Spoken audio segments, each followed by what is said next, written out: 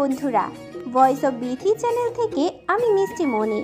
নিত্য নতুন রোমান্টিক ভালোবাসার গল্প পেতে আমাদের চ্যানেলটি সাবস্ক্রাইব করে পাশে থাকা বেল আইকনটি বাজিয়ে দেবেন। লাইক এবং কমেন্ট শেয়ার করতে ভুলবেন না। ধন্যবাদ। উত্তেজনায় টানটান পরিবেশ, চারিপাশে কালো নিষ্ক্রিয় অন্ধকার, মধ্যবর্তী উঠানে একপাশে এক মুঠো সোনালি আলো আলোকিত চারিপাশ। 100 পাওয়ারের বাল্ব জ্বলছে টিনের ছাউনিতে। রাত 8টা কি 9টা। সেই আলোকে ঘিরে বসে আছে গ্রামের গণ্যমান্য ব্যক্তিরা। থমথমে বিদ্রুপ পরিবেশ, তিক্ততা জেঁকে আছে উপস্থিত মুরব্বীগণের মধ্যে। গ্রামের মূল কেন্দ্রবিন্দু চেয়ারম্যান শামসুজ্জামান মাথা ঝুঁকে ধ্যানরত অবস্থায় বসে আছে। কিছু নিয়ে তীব্র ভাবনা চিন্তা চলছে নিজের মাঝে ওনার। উপস্থিত ছোট বড় সবাই ওনার দিকে কৌতূহলী চোখে তাকিয়ে আছে উত্তরের আশায়। তারপর কি হবে সেটা জানার জন্যে তীব্র আকাঙ্ক্ষা বিস্তর করছে সবার মাঝে। কিন্তু তিনি মন্ত সময় নিয়ে উত্তরটা গোছালেন নিজের মধ্যে। চোখ তুলে তাকালো সামনে চেয়ারে বিধ্বস্ত অবস্থায় বসা শক্তপোক্ত সুঠাম দেহের অধিকারী মানবটির দিকে। কত নিবিড় সে দৃষ্টি! এত কিছুর পরেও বিন্দুমাত্র তেজ কমেনি ছেলেটির চোখে। ক্রুদ্ধ দৃষ্টিতে শক্ত হয়ে বসে আছে জায়গায় ছেলেটি। নিজের সিদ্ধান্তে সে অটুট। আর তাকে ঘিরে চারিপাশে এত উত্তেজনার রেশ। উপস্থিত গ্রামবাসী অনেক এর মধ্যে রাগ ক্রুদ্ধ তাই ফেটে পড়ছে এই ছেলেটিকে মারার জন্যে। কিন্তু তারপরেও ছেলেটির সেদিকে খেয়াল নেই, বিন্দুমাত্র ভয় নেই নিজের মাঝে ছেলেটির। শামসুজ্জামান অত্যন্ত মুগ্ধ হলেন ছেলেটির দুর্দান্ত সাহসী পরায়ণতা দেখে, কিন্তু মুখে আওড়ালেন না সেটি। কারণ এই মুহূর্তে ছেলেটিকে ঘিরে চারিপাশে উত্তেজনা সামলাতে হবে ওনাকে। যদি এই ছেলেটি উপস্থিত গ্রামবাসী সবার কথা মেনে না নেয়, তাহলে চেয়ারম্যান হিসেবে তাকে কঠিন দণ্ডায়মান করতে হবে ছেলেটিকে। তিনি আরও একবার নীরবে চোখ বুলালেন ছেলেটির দিকে। পরে অত্যন্ত গাম্ভীর্য ভাব টানল মুখে। গম্ভীরতা নিয়ে বলে উঠল ছেলেটিকে, আমাদের গ্রামে কিছু রীতিনীতি আছে যেটা তুমি ইতিমধ্যে কয়েকবার ভঙ্গ করেছ। আবার আমাদের গ্রামের ছেলেদের গায়েও হাত তুলেছ। এখন তারা হসপিটালে আছে, অবস্থা শোচনীয় তাদের। তারপরও তোমার সাথে দুটো সুন্দরী মেয়ে আছে। একজনের সাথে তোমাকে নাকি অন্তরঙ্গ অবস্থায় পাওয়া গেছে, সেটা আমাকে জানালো গ্রামবাসী। যদি আমি স্বচক্ষে দেখিনি বিষয়টি, কিন্তু গ্রামের চেয়ারম্যান হিসেবে আমি আমার গ্রামবাসীর কথা আগে শুনবো এবং সেটা বিশ্বাস করব, এটাই স্বাভাবিক। তবে তুমি ভিন্নদেশী বলে যে তোমাকে কোনো কথায় যে গ্রহণযোগ্য হবে না সেটাও না। আমি তোমার কথা মেনে নিলাম, ছেড়েও দিব তোমাদের, তাও যথেষ্ট সম্মানের সহিত। যদি তুমি আমাদের গ্রামবাসীদের শর্তগুলো মেনে নাও তাহলে, নয়তো। দুহাত মুষ্টিবদ্ধ করে শক্ত গম্ভীর গলায় বলল ছেলেটি। নয়তো কি? তিনি আবার চোখ আওড়ালেন ছেলেটি শক্ত হয়ে থাকা মুখের দিকে। ছেলেটি সাহসী, সাথে সাথে বেশ সুদর্শনও বটে। অত্যন্ত মায়াবী চেহারার অধিকারী ছেলেটি, যে কোনো মানুষের নজরে মন কাটতে সক্ষম। তিনি পুনরায় নিজেকে গম্ভীর করে তুলে বলে উঠল, তুমি অন্তত সাহসী ও বুদ্ধিমান একজন পুরুষ, সেটা এতক্ষণে আমার সাথে এলাকাবাসীরাও বুঝে গেছে। তুমি যে নিজের বুদ্ধি খাটিয়ে এতক্ষণ যাবৎ গ্রামবাসীর ভিড়েও সুস্থ সাপেক্ষে দাঁড়িয়ে আছো এবং কেউ তোমায় কিছু করতে পারেনি, সেখানেই তোমার বুদ্ধিমত্তার পরিচয় পাওয়া যায়। গ্রামবাসী বেশিরভাগ মানুষই স্বল্প শিক্ষিত মানুষ। তারা হাতে কলমের ভাষা খুব কম বোঝে। যেটা বুঝে সেটা হলো আবেগ, ভালোবাসার কথা, যেটার দুটো দিয়েই তুমি তাদেরকে কষ্ট দিয়েছ। এখন তারা সবাই তোমার উপর প্রচণ্ডভাবে ক্ষেপে আছে, মারতে চায় তোমাকে। এতক্ষণ পর্যন্ত আমি এলাকাবাসীকে দমিয়ে রাখলেও বেশিক্ষণ সেটা পারবো না। তোমার সাথে সাথে মেয়ে দুটো কতক্ষণ যাবৎ সুস্থ হবে তাও বলতে পারছি না। তুমি বুদ্ধিমান ছেলে, তাই তোমাকে পুনরায় বুঝিয়ে বলার মতো কিছুই দেখছি না আমি। এখন ভালো সেটাই হবে যদি তুমি গ্রামবাসীর দাবি মেনে নাও। এতক্ষণ যাবৎ ঠান্ডা মস্তিষ্কের পরিবেশটা সামলালেও ধীরে ধীরে যেন আয়নের ধৈর্যের বাঁধ ভাঙছে গ্রামবাসীর উদ্ভট শর্তে। কিছুতেই নিজেকে কন্ট্রোল করা সম্ভব হচ্ছে না। রাগে যেন ভিতর ফেটে ফেটে পড়ছে মুহূর্তে। দাঁতে দাঁত চেপে ধরে ঠান্ডা মাথায় বিগত 3 ঘন্টা যাবৎ সবকিছু ঠিকঠাক করার চেষ্টা করছে আয়ন।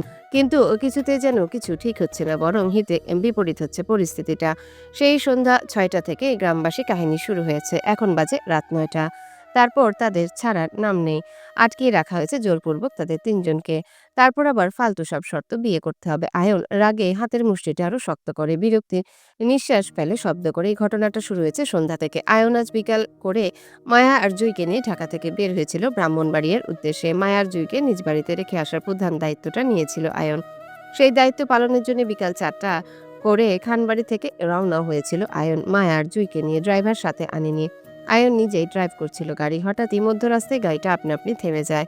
আয়ন গাড়িটা ভালো করে চেক করাতে বুঝতে পারে গাড়ির মধ্যে তেল শেষ। গাড়িটিকে নিয়ে আসার সময় তেল আছে কিনা সেটা চেক করেনি সে। অসময়ে গাড়ির তেল শেষ হওয়ায় বিরক্ত হয় আয়ন। মায়া আর জুইকে বুঝিয়ে রেখে সে কিছু দূর এগিয়ে গিয়েছিল ট্রেনের খোঁজে। বাধ্য হয়ে ফিরে এসে দেখে জুঁইয়ের বিধ্বস্ত অবস্থা। গ্রামের দুটো বখাটে ছেলে মায়া জুঁইকে উত্ত্যক্ত করছে, হাত ধরে টানাটানি করছে কোথাও নিয়ে যাওয়ার জন্য। এমন দৃশ্য দেখে আয়নের রাগটা কন্ট্রোল হয়নি। দক্ষ হাতে বেদম পেটালো ছেলে দুটোকে। এরই মধ্যে একটা ছেলে এসে আঘাত করে বসলো জুঁইয়ের পায়ে। পায়ে আঘাতে ছটফট করে ওঠে জুঁই। সাথে সাথে ছেলে দুটোকে ছেড়ে জুঁইকে কোলে তুলে নেয় আয়ন। বেশি কিছু ভাবলো না। সেই মুহূর্তে জুঁইয়ের রক্ত পড়া দ্রুত থামাতে হবে, তাই হসপিটালের উদ্দেশ্যে গ্রামের ভিতর প্রবেশ করেছিল সাহায্যের জন্য আয়ন। কিন্তু হলো তার বিপরীত। বখাটে ছেলে দুটো সেখানেও হাজির হলো। আয়নকে আঘাত করতে গিয়ে আবারও আঘাত করলো জুঁইয়ের পায়ে। আয়ন রাগের বশে জুঁইকে রেখে আবারও বেদম পেটালো ছেলে দুটোকে। এবার আর ছেড়ে দেয়নি, বরং ছেলে দুটোকে জানে মেরে ফেলার উপক্রম করলো আয়ন। খানিকটা সময়ের ব্যবধানে গ্রামবাসী এসে সেখানটায় হাজির হয় এবং আয়নকে আটকায় এবং বাঁচায় ছেলে দুটোকে। আয়ন কিছু বলার আগে ছেলে দুটো ব্যথায় কাতরিয়ে মিথ্যা কাহিনী সাজিয়ে জানালো গ্রামবাসীদের। আয়ন নাকি দুই মেয়েকে নিয়ে গ্রামের মধ্যে এসেছিল ফষ্টি নষ্টি করতে। ছেলে দুটো নাকি বাধা দেওয়ায় আয়ন তাদেরকে বেদম পেটালো। তখন গ্রামবাসী আর আননের কথাগুলো বিশ্বাস করেনি, করেছিল বখাটে ছেলে দুটোর কথা। আর সেই কাহিনীকে ঘিরে এই জনসভা বসানো হয়েছে আয়নের বিরুদ্ধে। আর এটা চলছে বিগত 3 ঘন্টা ধরে। হাঙ্গামা, হইচই, চিৎকার, চেঁচামেচি সবকিছু এতক্ষণ যাবৎ চলে যাচ্ছে তার সাথে। আয়ন কথাগুলো ভেবে তিক্ততা দীর্ঘ নিঃশ্বাস ফেলে। দাঁতে দাঁত চেপে ধরে নিজের রাগটাও কন্ট্রোল করলো। এই মুহূর্তে রাগ করা মানে বিপদ। আয়ন একা থাকলে তাও একটা কথা ছিল, কিন্তু সে একা নয়, সাথে আছে মায়া ও জুঁই। তাই বোকা করা যাবে না মোটেও। এলাকাবাসী আয়নের কিছু করতে না পারলেও মায়া ও জুঁইয়ের ঠিকই ক্ষতি করে বসতে পারে। আয়ন সবটা ভেবে নীরব ভঙ্গিতে তাকায় চেয়ারম্যান শামসুজ্জামানের দিকে। পরে গম্ভীর কণ্ঠে বলে উঠল, আপনার এলাকাবাসীর ফালতু উদ্ভর্ষ শর্তগুলো মেনে নেওয়াটা যুক্তিযুক্ত মনে হচ্ছে না চেয়ারম্যান সাহেব। আমি বুদ্ধিমান হতে পারি, বোকা নয়। কারণ অহেতুক যুক্তিহীন শর্ত মেনে নেওয়াটা পাপ, যেটা আপাতত করতে চাচ্ছি না আমি। ক্ষতিপূরণ দিতে রাজি থাকলেও বিয়ে সতে রাজি নই। এখন আপনার এলাকাবাসীদের যা করার তা করতে বলুন, আপত্তি নেই কোনো কিছুতে আমার। তবে শুধুমাত্র আমাকে তার আগে একটা কল করতে দেন, নয়তো আপনারা কল করতে পারেন আমার হয়ে। হয় আমার পরিবারকে কল দেন, নয়তো আপনাদের স্থানীয় পুলিশ স্টেশনের কমিশনারের কাছে কল করুন এবং আমার সাথে বলিয়ে দেন, বাকিটা আমি বুঝে নেব। আয়ন গম্ভীর মুখের কথায় পিত্ত জ্বলে উঠে পাশে দাঁড়িয়ে থাকা লাঠিয়াল ছেলেটির অত্যন্ত রাগী কণ্ঠে গর্জনে বলে উঠল আয়নকে, চুপ শালা, টাকার গরম দেখাচ্ছে আম করে। চেয়ারম্যান সাহেব, এর সাথে এত কথা কিসের?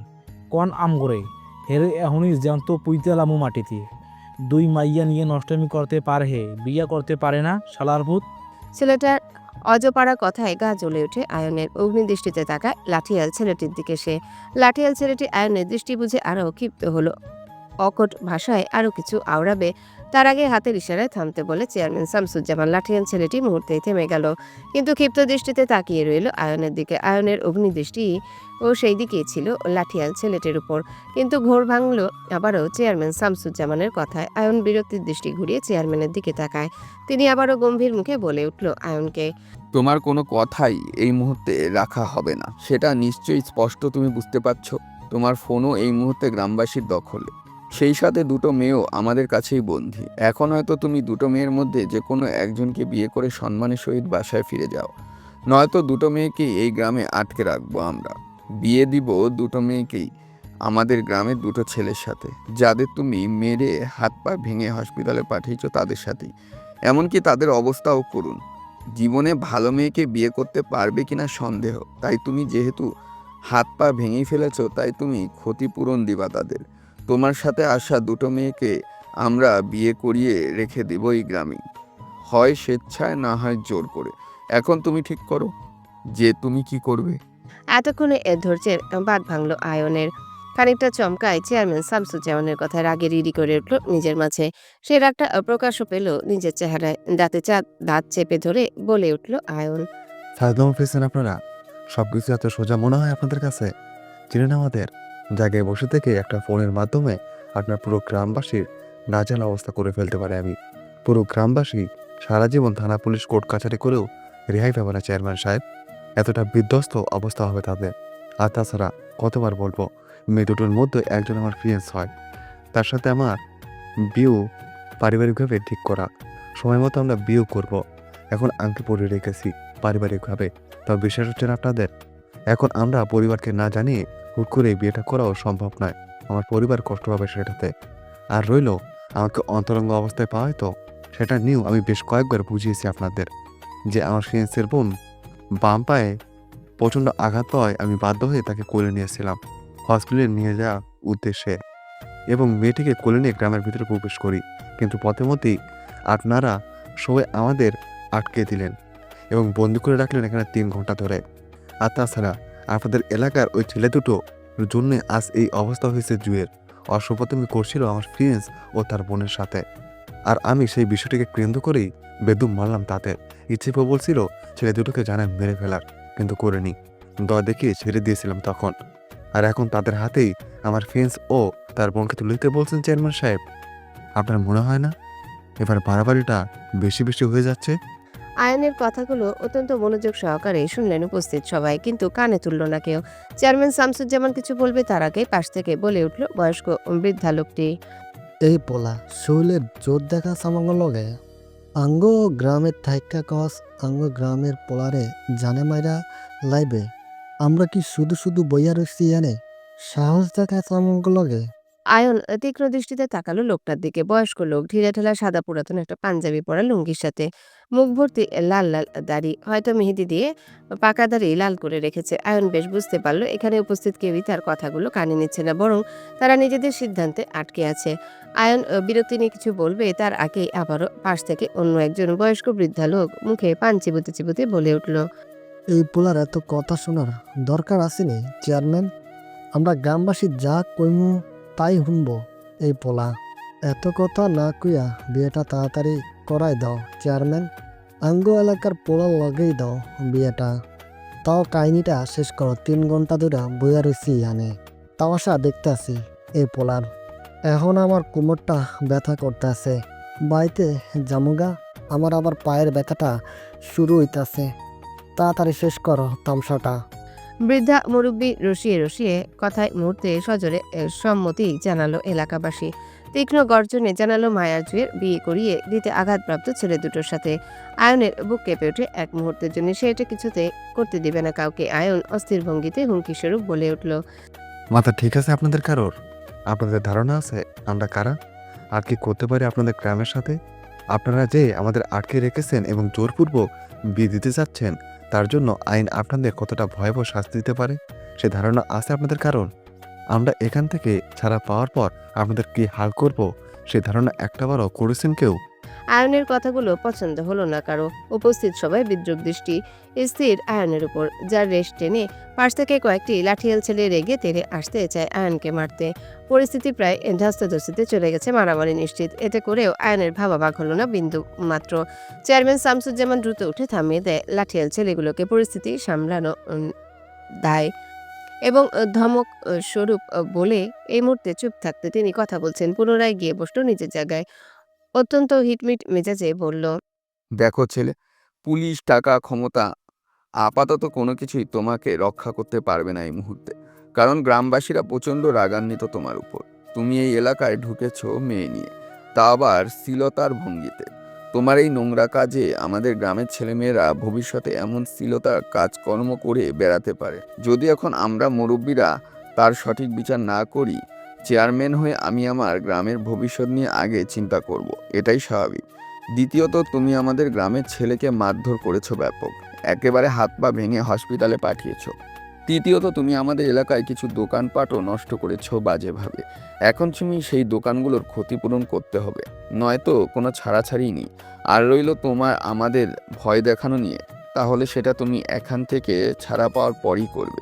মানে আমরা তোমাকে ছাড়লে তখন গিয়ে নিজের ক্ষমতা দেখাবে আমাদের উপর, কিন্তু না ছাড়লে দেখাবে কোথা থেকে? আমাদের গ্রামে প্রায় 3000 মানুষ বসবাস। এই মুহূর্তে এই জনসভায় তোমার সামনে উপস্থিত আছে ছোট বড় সব মিলিয়ে প্রায় 1200 মানুষ। এখন তুমি একা হয়ে নিশ্চয়ই বোকামি করে সবার সাথে জোর দেখে লড়াই করতে যাবে না, তাই না? যদি করতে চাও তাহলে আমি আর বাধা দিব না কাউকে। তবে তোমাকে মেরে যে মেয়ে দুটোকে গ্রামবাসী আটকিয়ে রাখবে এটাও নিশ্চিত। এখন ডিসিশন তোমার, যাও গিয়ে লড়াই করো 1200 মানুষের সাথে, আর নয়তো বুদ্ধিমান ছেলের মতন আমাদের কথা মেনে নাও। আয়ন থমকে যায় মুহূর্তে, সারা শরীর হিম কাটা দিয়ে ওঠে। এতক্ষণ যাবৎ শক্ত থাকা হাতটা মুহূর্তে নরম হয়ে যায়। আয়ন নিজের জন্য চিন্তা করছে না, সে চিন্তা করছে মায়া ও জুইকে নিয়ে। এই বাজে পরিস্থিতিতে যদি আয়ন গ্রামবাসীর কথা মেনে নেয় তাহলে মায়া ও জুই দুজনকে হারাতে হবে তাকে, যেটা সে কখনোই চায় না। হারানোর ভয়ে আয়নের শক্তপোক্ত শরীরটা মুহূর্তে মৃদু কেঁপে ওঠে, সেই সাথে কেঁপে ওঠে আয়নের বুক। অস্থির উত্তেজনায় কম্পিত হচ্ছে কলিজা সহ। বিগত 3 ঘন্টা যাবৎ মায়া ও জুইকে দেখতে পারছে না আয়ন। গ্রামের মহিলারা জোরপূর্বক আয়নের থেকে মায়া ও জুইকে ছাড়িয়ে নিয়ে গেছে গ্রামের আসার পরপরই। তাই আয়নের জানা নেই তারা দুজন এখন কেমন আছে, ভালো আছে নাকি গ্রামের মহিলারা কিছু করেছে তাদের সাথে। এক মুহূর্তের জন্য আয়নের মনে উকি দিল জুইয়ের পায়ের অবস্থাটা জানার জন্য। বাম পায়ে গভীর আঘাতে ছটফট করছিল মেয়েটা, অজরে রক্তপাত হচ্ছিল পায়ের মধ্যে। আচ্ছা, এখন কি ঠিক আছে মেয়েটা, নাকি প্রচুর রক্তপাতে বেহুশ হয়ে গেছে মেয়েটা? আয়ন মনে মনে নিজেকে তীব্র ধিক্কার জানালো। সামান্য দুটো মেয়েকে সে সেফ রাখতে পারল না। আয়নের মাঝে তীব্র অপরাধবোধ সৃষ্টি হলো অনেকটা, মনে ছটফট দ্বিগুণ হলো। কিন্তু আয়নকে যেতে দিল না কেউ মায়া ও জুইয়ের কাছে। অগত্যা আয়ন রাজি হলো বিয়ে করতে মায়াকে। মনে মনে ভাবলো একদিন তো সে এমনি মায়াকে বিয়ে করে নিত, আজ না হয় পরিস্থিতির দায়ে বিয়েটা করে নি। তাছাড়া সবচেয়ে বড় পাওয়া হলো ভালোবাসার মানুষটিকে সে বিয়ে করছে, অন্য কাউকে নয়। আয়ন শান্ত হলো, সেই সাথে শান্ত হলো আয়নের অস্থির তোলপাড় মন। ঠান্ডা মেজাজে সম্মতি জানালো এলাকাবাসীর কথায়, মেনে নিল গ্রামবাসীর দেওয়া সকল শর্ত। আমি আপনাদের দেয়া সব সত্য মেনে নিলাম চেয়ারম্যান সাহেব, তবে আমারও একটা শর্ত আছে। আমার প্রিন্স ও তার বোনের সাথে আমার দেখা করতে দিবেন একটু। আমি দেখতে চাই তারা সুস্থ আছে কিনা। আয়নের কথা এ মুহূর্তে সবাই মেনে নেয়, আপত্তি করলো না কোনো কিছুতে। চেয়ারম্যান শামসুজ্জামান সম্মতি জানিয়ে বলল, সমস্যা নেই, মেয়ে দুটাই আপাতত ঠিক আছে, টেনশন নিয়ে কিছুই নেই। তবে একটা মেয়ের অবস্থা একটু খারাপ, বিশেষ করে তার বাম পায়ের অবস্থাটা। আমাদের গ্রামে বিশেষ কোনো হসপিটাল নেই, তাই ডাক্তার এখানে দেখানো হয়নি। তবে ফার্মেসির ডাক্তার দেখানো হবে মেয়েটিকে। রক্ত। চেয়ারম্যান শামসুজ্জামান কথাগুলো শেষ করার আগে উত্তেজিত ভঙ্গিতে বলে উঠল আয়ন, শিট, তার কোনো দরকার নেই চেয়ারম্যান সাহেব, আমি নিজে একজন ডক্টর, আমি দেখে নেব তাকে। আপনি শুধু আমার বলার ওষুধগুলো ফার্মেসি থেকে আনিয়ে দিন, তাহলেই হবে। প্লিজ আমার এতটুকু কাজ করে দিন। মেয়েটার বাম পায়ের কতটা বেশ গভীর, দ্রুত চিকিৎসা দরকার তার। এমনিতেই এসব ঝামেলার জন্য বেশ দেরি হয়ে গেছে। 3 ঘন্টা ধরে মেয়েটি পায়ের ব্যথায় ছটফট করছে। প্লিজ আমাকে ওদের কাছে নিয়ে চলুন। উপস্থিত জনসভায় হইচই বেড়ে ওঠে, কানাকানি ফিসফিস শব্দ হয় জোর তালে। আয়নের বিষয়টা ভালোভাবে নিচ্ছেন না তারা। চেয়ারম্যান শামসুজ্জামান বিষয়টা বুঝে সবাইকে শান্ত করলেন। পর মুহূর্তে আয়নকে বলে উঠল, আগে বিয়েটা করে নাও, তারপর মেয়েটির সেবা করো, কেউ আটকাবে না তোমাকে। পাগল হয়ে গেছেন আপনারা? একটা মেয়ে অসুস্থ অবস্থায় 3 ঘন্টা ধরে পায়ের ব্যথায় ছটফট করছে, আমি ডাক্তার হয়েও তাকে চিকিৎসা করতে দিচ্ছেন না? আপনাদের কাছ থেকে মানুষের জানার চেয়ে এই বিয়েটা বড় হয়ে গেছে। মানবতা বলতে কিছু নেই আপনাদের মধ্যে? আয়নের অসহায়তে সুযোগ নিল পাশে সেই লাঠিয়াল ছেলেটি, জোর গলায় বলল, না, নাই মানবতা টানবতা, তোরই আছে যা। এখন বিয়েটা তাড়াতাড়ি কর, নাহলে থাক তুই এখানে বইয়া। তারপরও বিয়ে না কইরা মাইয়ার কাছে যাইতে দিতাম না। তুই বিয়ে করতে দেরি করবি তো আমরাও দেরি করুম, তারপরেও যাইতে দিতাম না তোরে। আয়নের রাগ বাড়ে তরতর করে। অশিক্ষিত মূর্খ বলদের সমান, তাদের বুঝিয়েও কোনো লাভ নেই, তারা বুঝবে না, বরং উল্টো হামলা করে বসবে। আয়ন কিছু বলার আগে পাশ থেকে বলে উঠল চেয়ারম্যান শামসুজ্জামান। তিনি অত্যন্ত গম্ভীর মুখে বলে উঠল, কথা বাড়িয়ে লাভ নেই ছেলে, তোমার কথা কেউ আপাতত শুনবে না। তাছাড়া আমরা তোমায় কিছুক্ষণ আগেই সম্মতি দিয়েছি মেয়েটার সাথে দেখা করার, তবে সেটা বিয়ে করার পরে। মসজিদের ইমাম সাহেব এখানেই বসে আছেন, তিনি তোমার সাথে তোমার হবু বউয়ের বিয়েটা পড়াবে এখন। তাই তুমি কথা না বাড়িয়ে দ্রুত বিয়েটা করে নাও এবং আহত মেয়েটার কাছে চলে যাও। মেয়েটা ভালো চিকিৎসা দরকার। আমি ফার্মেসি থেকে তোমার প্রয়োজনীয় জিনিসপত্র আনার ব্যবস্থা করছি, ততক্ষণে তুমি বিয়ে করে নাও। দেরি করলে অসুস্থ মেয়েটারই ক্ষতি, অন্য কারণই নয়। মানবতাহীন মানুষ কাজে গা জ্বলে উঠে। আয়নের রাগে সরাসরি তরতর করে কাঁপছে, ইচ্ছে করছে সব কয়েকটাকে নিজের হাতে ধরে বেঁধে শাস্তি দিতে, কিন্তু সে এই মুহূর্তে নিরুপায়। দুহাত মুষ্টিবদ্ধ করে জায়গায় বসে থাকে শক্ত হয়ে, কথা বলছে না কারোর সাথে। আপাতত সেও দ্রুত বিয়েটা করে ঝামেলাটা চুকাতে চাইছে, এখান থেকে বের হতে চাচ্ছে আগে, বাকিটা পরে দেখা যাবে। আয়নের রাগের মধ্যে দিয়ে কানে আসলো মসজিদের ইমাম সাহেব গড়গড় করে বলা কিছু বাক্য। আয়ন চোখ তুলে সেদিকে তাকাতে ইমাম সাহেব বলে উঠল, বাবা বলেন কবুল। তীক্ষ্ণ দৃষ্টিতে তাকালো ইমাম সাহেবের দিকে। পাত্রপাত্রীর বাবার নাম, পাত্রপাত্রী নিজের নাম জিজ্ঞাসা না করে তাকে সোজা কবুল বলতে বলছে। এই কেমন বিয়ে দিচ্ছে তারা আয়নের? সে যতদূর জানে এসব ছাড়া তো বিয়ে হওয়ার কথা না। তাহলে সন্দেহপূর্ণতা নিয়ে প্রশ্ন ছুড়ল আয়ন ইমাম সাহেবের দিকে। পাত্রপাত্রী নিজের নাম বাবার নাম ছাড়া কি বিয়ে হয় ইমাম সাহেব? এক মুহূর্তের জন্য থমথমে খেয়ে গেলেন ইমাম সাহেব। নিজের হাতে থাকা বিয়ের রেজিস্ট্রি কাগজে চোখ বুলিয়ে বলল, পাত্র পাত্রী নিজের নাম বাবার নাম তো লেখা আছে এখানে। এই নামগুলো নিয়ে তো বিয়েটা পড়াচ্ছি আমি। আয়নের মনে তীব্র সন্দেহের পূর্ণতা জাগলো। কার না কার নাম নিয়ে আয়নের বিয়ে দিচ্ছে তারা আল্লাহ জানে। তাছাড়া আয়ন তো এখন পর্যন্ত কাউকে বলেনি নিজের নামটা। তাহলে আমি এখনো পর্যন্ত কাউকে নিজের নামটা বলিনি ইমাম সাহেব। তাহলে আপনি কোথায় পেলেন আমার নাম ঠিকানা?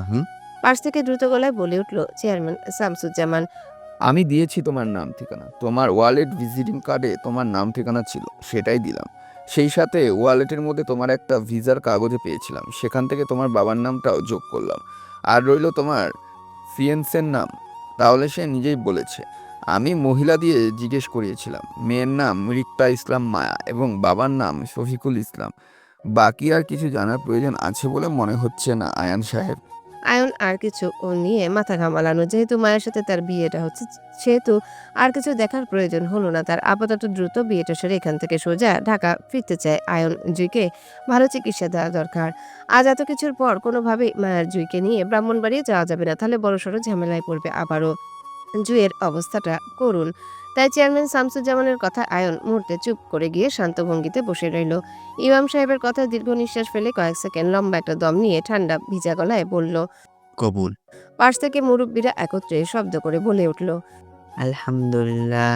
সময় নিয়ে বিয়েটা সম্পূর্ণ হলো। আয়নকেও নিয়ে যাওয়া হলো মায়ার কাছে। মায়া ভয়ার্ত ভঙ্গিতে জুইকে আঁকড়ে ধরে বসে আছে। জুই বিধ্বস্ত অবস্থায় ঢলে পড়ে আছে মায়ার বুকে। নিজের দু হাতে মায়ার কোমর আঁকড়ে ধরা, বেহুশ হয়নি, হুশে আছে, নিবু নিবু চোখে আওড়াচ্ছে সবকিছু। আয়ন টিনের ছোট ঘরটিতে প্রবেশ করতে চোখে পড়ল মায়া ও জুয়ের বিধ্বস্ত চেহারা। থমকে যায় আয়ন, বুক কেঁপে ওঠে মুহূর্তে। সে অধম নিজের আপন জনদের রক্ষা করতে অনেকটা সময় লেগেছে তার। আয়ন অসহায় দৃষ্টিতে তাকায় সেদিকে। ভয়ে শুকিয়ে যাওয়া মুখ দুটোতে দেখে কাতর দৃষ্টিতে বুক ফুলিয়ে শ্বাস নিয়ে দ্রুত এগিয়ে যায় মায়া ও জুয়ের কাছে। চেয়ার টেনে বসে মায়া ও জুয়ের সামনে। সাথে সাথে আয়নের প্রশস্ত বুকে ঢলে পড়ে মায়া ও জুই একত্রে। ভয়ে আড়ষ্ট হয়ে ফুপিয়ে কেঁদে ওঠে দুজন একত্রে। আয়ন নিজের ঠোঁট কামড়ে স্থির হয়ে বসে থাকে। বুঝতে পারে মায়া ও জুয়ের সাংঘাতিক ভয়ের কারণটা। এতক্ষণ যাবৎ অপরিচিত মানুষদের মাঝে নিজেদের অসহায় মনে করছিল মায়া জুই। কান্নাও করছিল ভীষণভাবে। অনুরোধও করছিল মায়া গ্রামের মহিলাদের যে তাদের আয়নের কাছে যেতে দেওয়ার জন্য, কিন্তু কেউ দেয়নি। বরং মায়া ও জুইকে ভয় দেখিয়ে ধমকিয়ে বসে রেখেছিল এতক্ষণ যাবৎ গ্রামের বয়স্ক মহিলারা। তা এখন হুট করে আয়নকে নিজেদের সামনে দেখে আশ্বস্ত হয় দুজনই। নিজেদের ভরসাস্থল আয়নকে মনে করে মুহূর্তে দুজনই আয়নকে চাপড়ে ধরে ভয়ে। আয়ন সম্পূর্ণ বিষয়টা বুঝে ভরসার হাত রাখলো মায়া ও জুইয়ের মাথার উপর। রাত 12টা। আয়নের গাড়িটা থামলো খানবাড়ির পার্কিং এরিয়াতে। আয়ন দ্রুততার ন্যায় গাড়ি থেকে নেমে দরজা খুলে দেয় পেছনের সিটের। মায়া ধীরগতিতে জুয়ের হাত ধরে গাড়ি থেকে নামায়। অসাবধানতার কারণে জুয়ের আঘাতপ্রাপ্ত পায়ে পুনরায় ব্যথা পায় এবং পড়ে যেতে নেয়, কিন্তু আয়ন দ্রুততার ন্যায় জুয়ের বাম হাতের বাহু চেপে ধরে পড়া থেকে বাঁচায়। মায়া ডান পাশে তো আয়ান বাম পাশের বাহু চেপে ধরা। জুই চমকে ওঠে দ্রুত। আয়নের থেকে নিজের বাম হাতটা ছাড়িয়ে নিয়ে বয়ে জাপটে ধরে মায়াকে। আয়নের ভয়ে সিটিয়ে গিয়ে মায়াকে টেনে নিজের সামনে দাঁড় করায় জুই। মায়া পিছনে লুকিয়ে পড়ে নিজেকে আড়াল করার চেষ্টা চালায় আয়ন থেকে। জুয়ের আকস্মিক ঘটনায় মায়া অসহায় দৃষ্টিতে তাকায় আয়নের দিকে। জুয়ের হুটহাট এতটা ভয় পাওয়ার কারণটা বোধগম্য হলো না আয়নের। জুয়ের হঠাৎ আচরণে কপাল কুঁচকে তাকায় আয়ন মায়ার পিছনে জুয়ের দিকে। আজও কিছুক্ষণ আগেও তো মেয়েটা ঠিক ছিল, তাকে জড়িয়ে ধরেছিল। এমন হুটহাট কেন ভয় পাচ্ছে তাকে এই মেয়েটা? এতটা ভয় পাওয়ার কিছুই তো দেখছে না আয়ন। আয়ন কয়েক সেকেন্ড মায়ের পিছনে জুয়ের দিকে চোখ আওড়ায়। জুয়ের ভয়ের কারণ ধরতে না পেরে কপাল কুঁচকে তাকায় মায়ের মুখ পানে। মায়ার দৃষ্টি নিস্তর অসহায়, কারণ এই মুহূর্তে আয়ন জুয়ের ভয়ের কারণটা বুঝতে না পারলেও মায়া ঠিকই বুঝতে পারছে জুয়ের ভয়ের কারণটা। তাই মৃদুস্বরে আয়নকে বলে উঠল মায়া। ভাইয়া, আমি ওকে বাসায় নিয়ে যাই। মায়ের মুখে ভাইয়া ডাকটা পছন্দ হলো না আয়নের। কিছুক্ষণ আগে বিয়ে হলো তাদের, আর এখন নিজের বউয়ের মুখে ভাইয়া ডাক শুনে খানিকটা বিরক্তি বোধ করলো সে। তারপরেও এই মুহূর্তে মায়াকে কিছু বলল না সে, কারণ অনেকটা ক্লান্ত, ভয়ে আছে মেয়ে দুটো। তাদের কিছু বলা মানেই বোকামো। আয়ন ভাবে মায়ের সঙ্গে এই বিষয়ে পরে কথা বলে নিবে। তাই ছোট করে সম্মতি জানিয়ে বলল আয়ন। যাও। মায়া খানিকটা বিব্রত বোধ করে জুইয়ের হাত ধরে টেনে পেছন থেকে বের করে ধীর পায়ে সামনের দিকে যেতে থাকে। মায়া জুইকে নিয়ে কয়েক কদম এগোতে পিছন থেকে ডেকে উঠল আয়ন। শোনো, মায়া জুইকে নিয়ে পিছনে ঘুরল না, বরং জায়গায় দাঁড়িয়ে পড়ে। আয়ন 2 কদম এগিয়ে এসে সামনে দাঁড়ালো। আবারও মায়ার এক পলক দুজনকে দেখে নিয়ে গম্ভীর কণ্ঠে মায়াকে বলে উঠল আয়ন। আজকে আমাদের বিয়েটার সম্পর্কে কাউকে কিছু বলার দরকার নেই। কাউকে কিছু বললে উল্টো ঝামেলা হবে এটা নিয়ে। তাই আপাতত তোমরা দুজন চুপ থাকবে এই বিয়েটা নিয়ে। কাউকে কিছু বলবে না। সময় হলে আমি নিজেই পরিবারের সবার সাথে কথা বলবো এই বিষয়ে। কাল আমি লন্ডন চলে যাব, আমার এক্সাম আছে। তাই বাংলাদেশে ফিরতে আমার আরও 1 থেকে 1.5 মাস সময় লাগবে। ফিরে এসে সবার সাথেই কথা বলবো বিয়েটা নিয়ে। ততদিন আশা করি তোমরা কেউ এই বিষয়ে কারোর সাথে কথা বলবে না, মনে থাকবে? আয়নের মুখে বিয়ে কথাটা শুনে ভয়ে চমকে উঠে জুই। উত্তেজনার সাথে সাথে মায়ের হাত খামচে ধরে ভয়ে। মায়া ব্যথা পেলেও শব্দ করল না আয়নের সামনে, শুধু একবার নীরব চোখ বুলিয়ে জুয়ের ভয়ার্ত চেহারাটা দেখে নিল সে। মায়া দীর্ঘ নিঃশ্বাস ফেলে পুনরায় ঘাড় ঘুরিয়ে তাকায় আয়নের গম্ভীর মুখের দিকে। আজ অনেক কিছু ঘটে গেছে তাদের সাথে। এই সব কিছু পরিবারের সবাই শুনলে কি হবে, সেটা নিয়ে ভাবতে পারছে না মায়ার ছোট মস্তিষ্ক। কতটা ঘূর্ণিঝড় বয়ে যাবে তাদের জীবনে সেটাও চিন্তা করতে পারছে না মায়া। শুধু জানে আজকে যা ঘটেছে সেটা ঠিক হয়নি মোটেও। এবার আল্লাহ জানে আজকের এই বিয়েটাকে ঘিরে কি ঘূর্ণিঝড় বয়ে যায় তাদের জীবনে। মায়া আহত দৃষ্টিতে চোখ বুলায় আয়নের দিকে। মুখে কোনো জবাব না দিয়ে নীরবে নিজের মাথায় নাড়িয়ে সম্মতি জানায়, যার অর্থ হ্যাঁ, তারা দুজন কাউকে কিছু বলবে না। আয়ন দীর্ঘ নিঃশ্বাস ফেলে স্বস্তি হয়ে পুনরায় বলে ওঠে। ঠিক আছে, বাসায় যাও। আর তোমার বোনকে স্যুপ জাতীয় কিছু খাও। আমি কাউকে দিয়ে তোমার রুমে মেডিসিন পাঠিয়ে দেব। মেডিসিন খেয়ে নিলে রাতে আর পা ব্যথা করবে না, ঠিকঠাক ঘুমোতে পারবে। আর তুমিও কিছু শক্ত খাবার খেয়ে নিবে, কেমন? নয়তো অসুস্থ হয়ে পড়বে, ঠিক আছে? আচ্ছা। যাও। রাত প্রায় 2টোর কোঠায় মধ্যরাত। মায়া টুকটাক শব্দ করে নিজের জন্য নুডলস বানাচ্ছে কিচেনের মধ্যে। জুই স্যুপ খেয়ে মেডিসিন নিয়ে ঘুমাচ্ছে মায়ার রুমে। খানবাড়ির কেউ এখনো পর্যন্ত জানে না মায়া আর জুই ফিরে এসেছে সেটা। অয়ন সময় মতো দায়িত্ব করে মেডিসিন পাঠিয়েছিল সার্ভেন্ট দিয়ে কিছুক্ষণ আগে। সেটা খেয়ে জুই ঘুমাচ্ছে। মায়ের ঘুম আসছিল না। বিকাল থেকে ঝামেলার কারণে না খেয়ে থাকায় ঘুম ধরা দিচ্ছিল না চোখে। তাই নিজের পেটের ক্ষুধা নিবারণের জন্য ঝটপট হাতে ঝালঝাল নুডলস বানিয়ে নেয় মায়া। ফ্রিজে অন্যান্য খাবার তোলা থাকলেও সেগুলো আপাতত খেয়ে নারাজ মায়ের মন। তাই নিজ হাতে নুডলস বানানো। গরম গরম নুডলস প্লেটে ঢেলে পা বাড়ায় ডাইনিংয়ের উদ্দেশ্যে। এক হাতে নুডলসের প্লেট তো অন্য হাতে ফ্রিজে ঠান্ডা পানির বোতল চেপে ধরা। ডাইনিং টেবিলের পাশের লাইটটা জ্বালিয়ে বসলো চেয়ার টেনে সেখানটায়।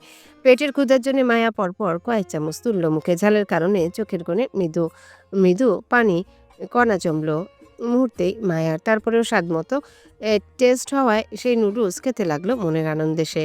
মায়া পুনরায় নুডলস মুখে তুলবে তখনই হামলা বসালো কেউ। মায়ের হাতে নুডলসের চামচটি জোরপূর্বক নিজের মুখে তুলে নিল কেউ। মায়া চমকে পাশে তাকাতেই চোখ পড়ল হৃদের দিকে।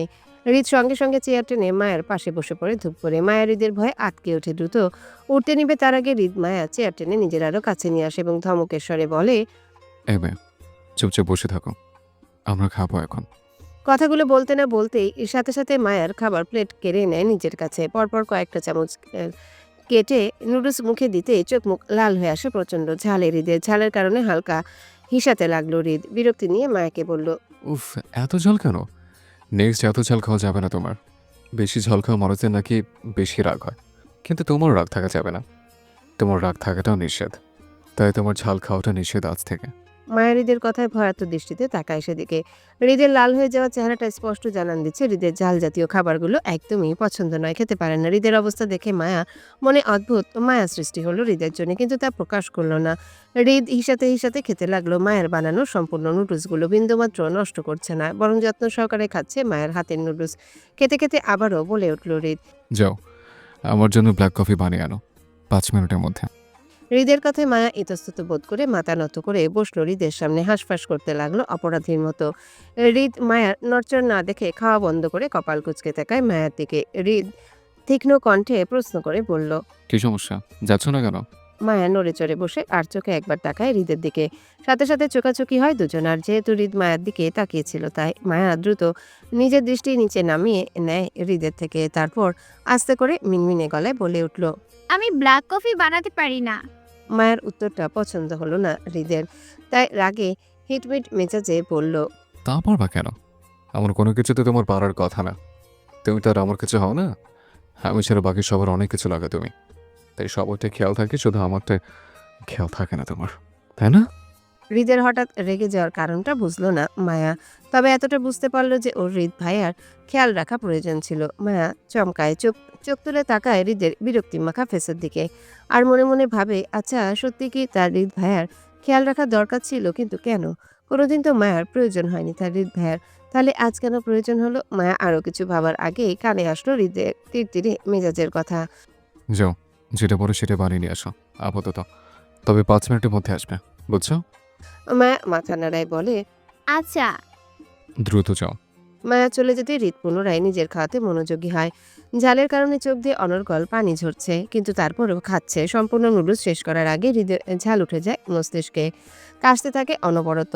বাম হাতটা নিজের বুকের উপর রেখে ঘষা দিতে দিতে নিজের কাশিটা কন্ট্রোলে আনার চেষ্টা চালায় হৃদ, কিন্তু তাতেও ব্যর্থ। মায়া কিচেন রুম থেকে কফি হাতে ছুটে আসে হৃদের কাশির শব্দ শুনে। হৃদের নাজেহাল অবস্থা দেখে দ্রুততার সঙ্গে দৌড়ে যায় সেদিকে। মায়া অস্থির ভঙ্গিতে হাতের কফিটা টেবিলের উপর রেখে ঠান্ডা পানির বোতলটা এগিয়ে দেয় হৃদের সামনে। উত্তেজিত কণ্ঠে বলে, দ্রুত পানিটা খেয়ে নিন আগে, নয়তো আরো কষ্ট হবে আপনার। নিন। হৃদ হাত বাড়িয়ে মায়ার থেকে পানির বোতলটা নিতে মায়া এক অপ্রত্যাশিত কাণ্ড করে বসলো হৃদের সাথে। মায়া নিজের উত্তেজনায় হৃদের শার্টের উপরে 3টা বোতাম খুলে সঙ্গে সঙ্গে নিজের হাত রাখলো হৃদের উন্মুক্ত বুকে। ডান হাত হৃদের বুকে মালিশ করতে করতে বাম হাত রাখলো হৃদের মাথার চুলের ভাঁজে। মায়ের এমন অপ্রত্যাশিত কাণ্ডে হৃদ চমকে ওঠে, পানি না খেয়ে অবাক দৃষ্টিতে তাকিয়ে থাকে মায়ের দিকে কাশতে কাশতে। মায়া হৃদকে পানি খেতে না দেখে দ্রুত তাড়া দিয়ে বলে ওঠে, কি হলো? পানিটা খাচ্ছেন না কেন? দ্রুত পানিটুকু খেয়ে নিন, ভালো লাগবে আপনার। মায়া কথা মতো হৃদ পানিটুকু নিজের মুখে তুলে মায়ের দিকে তাকিয়ে থাকে। এই মুহূর্তে তার বুকের ব্যথা কমছে না, বরং বেড়ে গেছে এই নারীর ছোঁয়ায়। সেটা কিভাবে বুঝাবে এই নারীকে, সে কি বুঝবে?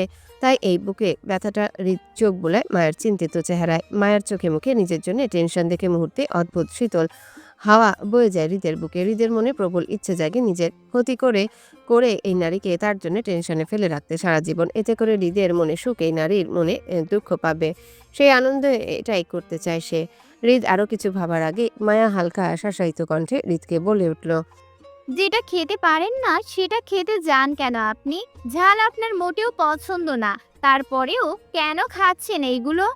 হৃদ পুনরায় চমকে ওঠে, পানি খাওয়া অবস্থায় আবারও নাক মুখে উঠে যায়, কাশতে থাকে অস্থির ভঙ্গিতে।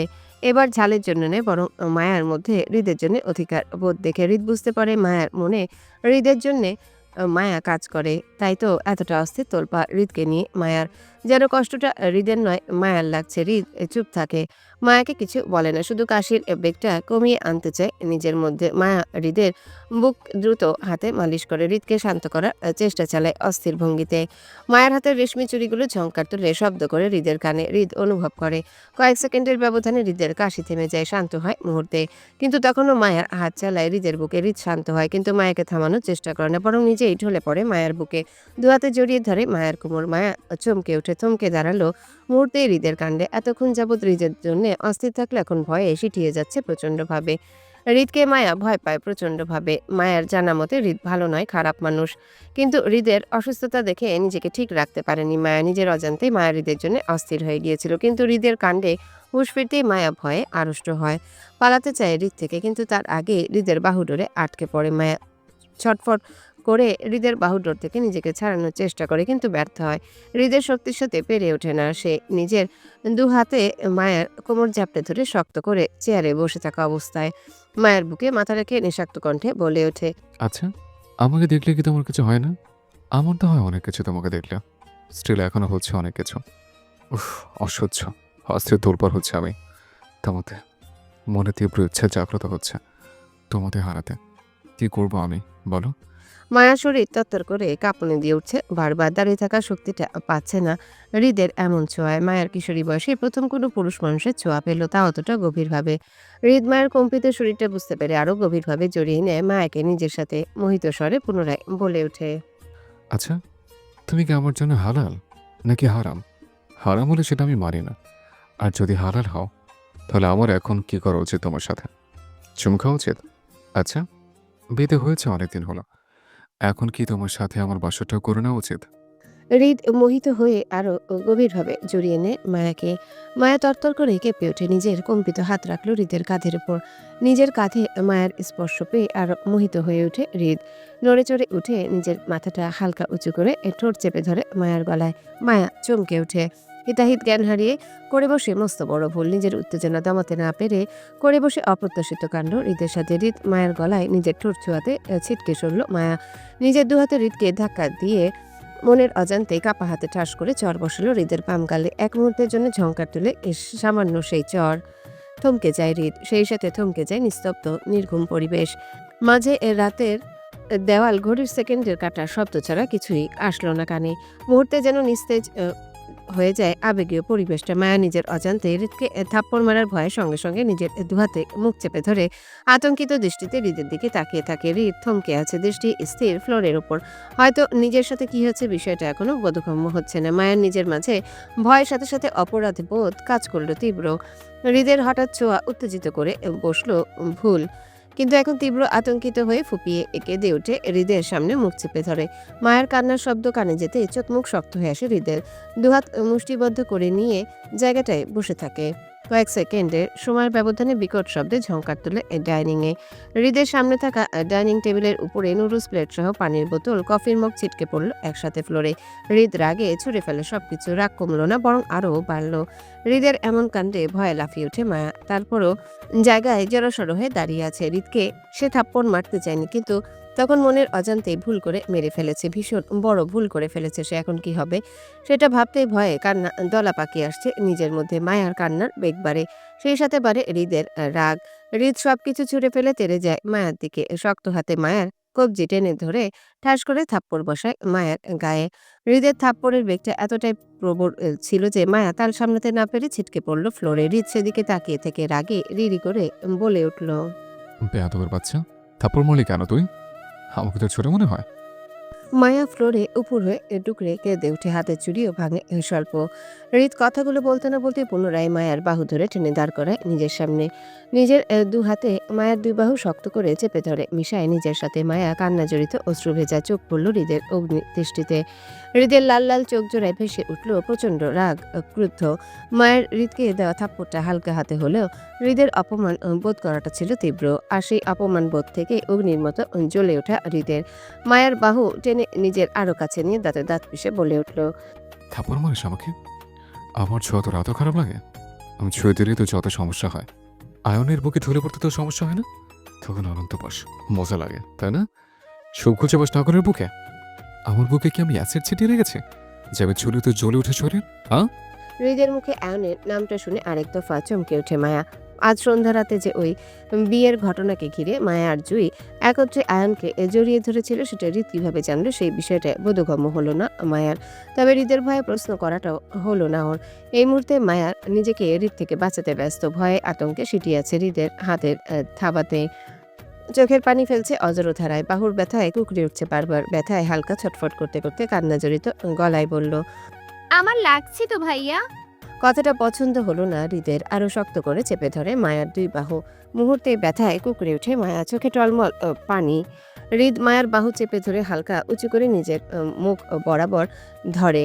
মায়া দুই পায়ে ভর দিয়ে উঁচু হয়ে দাঁড়ায় হৃদের সামনে। অগ্নিদৃষ্টিতে মায়ের দিকে তাকিয়ে দাঁতে দাঁত পিষে বলে, লাগুক, বেয়াদব নারীদের লাখাই উচিত। আমি তোর সাথে দুদিন সামান্য কি ভালো ব্যবহার করেছে, তো তুই সোজা আকাশ উঠতে শুরু করেছিস। দেমাগ দেখাস আমাকে? শরীরে তেজ বেড়ে গেছে, থাপ্পড় মারিস? জানের ভয় নেই মনে হয় তোর, তাই না? ওয়েট। কথাগুলো বলেই ক্ষিপ্ত ভঙ্গিতে হাত বাড়িয়ে ডাইনিং টেবিলের উপর থেকে নুডলসের কাটা চামচটা হাতে তুলে নেয় হৃদ। কয়েক সেকেন্ড ব্যবধানে মায়া বিষয়টা বুঝতে না বুঝতে হৃদ সেই কাটা চামচটি দক্ষ হাতে চেপে ধরে মায়ার গলায়। মায়ার শ্বাস আটকে আসে হৃদের ভয়ে। ভয়ঙ্কর কাঁপুনি দিয়ে কেঁপে উঠে মায়ার শরীর। এই বুঝি হৃদের হাতে নিজের প্রাণটা অকালে হারালো সে। মায়ার শ্বাসকষ্টের কারণে ঠোঁট মেলে দেয়, সেই সাথে বড় বড় নিঃশ্বাস নেওয়ার চেষ্টা করে। কপালে বিন্দু বিন্দু ঘামের রেশ। হৃদ নিজের অন্য হাতে মায়ের চুলের মুষ্টি ধরে নিজের মুখ বরাবর আনে। মায়ের গলায় দক্ষ হাতে কাটা চামচটি চালাতে চালাতে ক্ষিপ্ত ভঙ্গিতে বলে ওঠে, এবার দেই মেরে শেষ করি তোর রোজ রোজ কাহিনী। হ্যাঁ, কি মনে হয় তোর নিজেকে? আমি পাগল তোর পেছনে? পাগল মাই ফুট। তোর মতো মেয়েদেরকে হৃদ খান ফিরও দেখে না, কখনো দেখবো না। হৃদ থামে, নিজের লাল লাল চোখ জোড়া দিয়ে পুনরায় চোখ বুলায় মায়ার টলমল চোখে। মায়ের চুলের মুষ্টি ধরে হালকা ঝাঁকি আরও কাছে নিয়ে আসে নিজের। দুজনের উষ্ণ নিঃশ্বাস একে অপরের উপর আছড়ে পড়ছে সমান তালে। ডান হাতে কাঁটা চামচটা দক্ষ হাতে আরও জোরে চেপে ধরে মায়ের গলায়। হৃদ গলায় ব্যথায় মুখ দিয়ে মৃদু চিৎকার বের হয়ে যায় মায়ার। সেই চিৎকারটাও পছন্দ হলো হৃদের। দ্বিগুণ রাগে জ্বলে উঠল হৃদের মস্তিষ্ক। তেতে উঠে মায়াকে বলল, আমার ছোঁয়া তোকে ব্যথা দেয়, তোর না করে তোকে সবসময় সুখ দেয়, তাই না? যা, আজকের পর থেকে কখনো তোকে আমি ভুলেও ছুঁয়ে দেখব না। তুই থাক তোর মতো করে। আমি আজকে চলে যাবো এই দেশ ছেড়ে, তোকে ছেড়ে, আর ফিরবো না এই দেশে। কিন্তু তারপরও তোকে আমি অন্য কারো হতে দেব না, কখনো না। নিজের সারা জীবন কুমার হয়ে থাকবো, তোকেও কুমার রাখবো। তারপরও তোকে ছাড়বো না আমি, মনে রাখিস তুই। যা। কথাগুলো শেষ করে ধাক্কা দিয়ে ছিটকে সরালো মায়াকে নিজের থেকে। মায়া গিয়ে পড়লো হৃদের থেকে খানিকটা দূরে। ডাইনিং টেবিলের কোনায় গিয়ে মায়ের হাতে কবজি ঠেকলো, ছিঁড়ে গেল সাথে সাথে।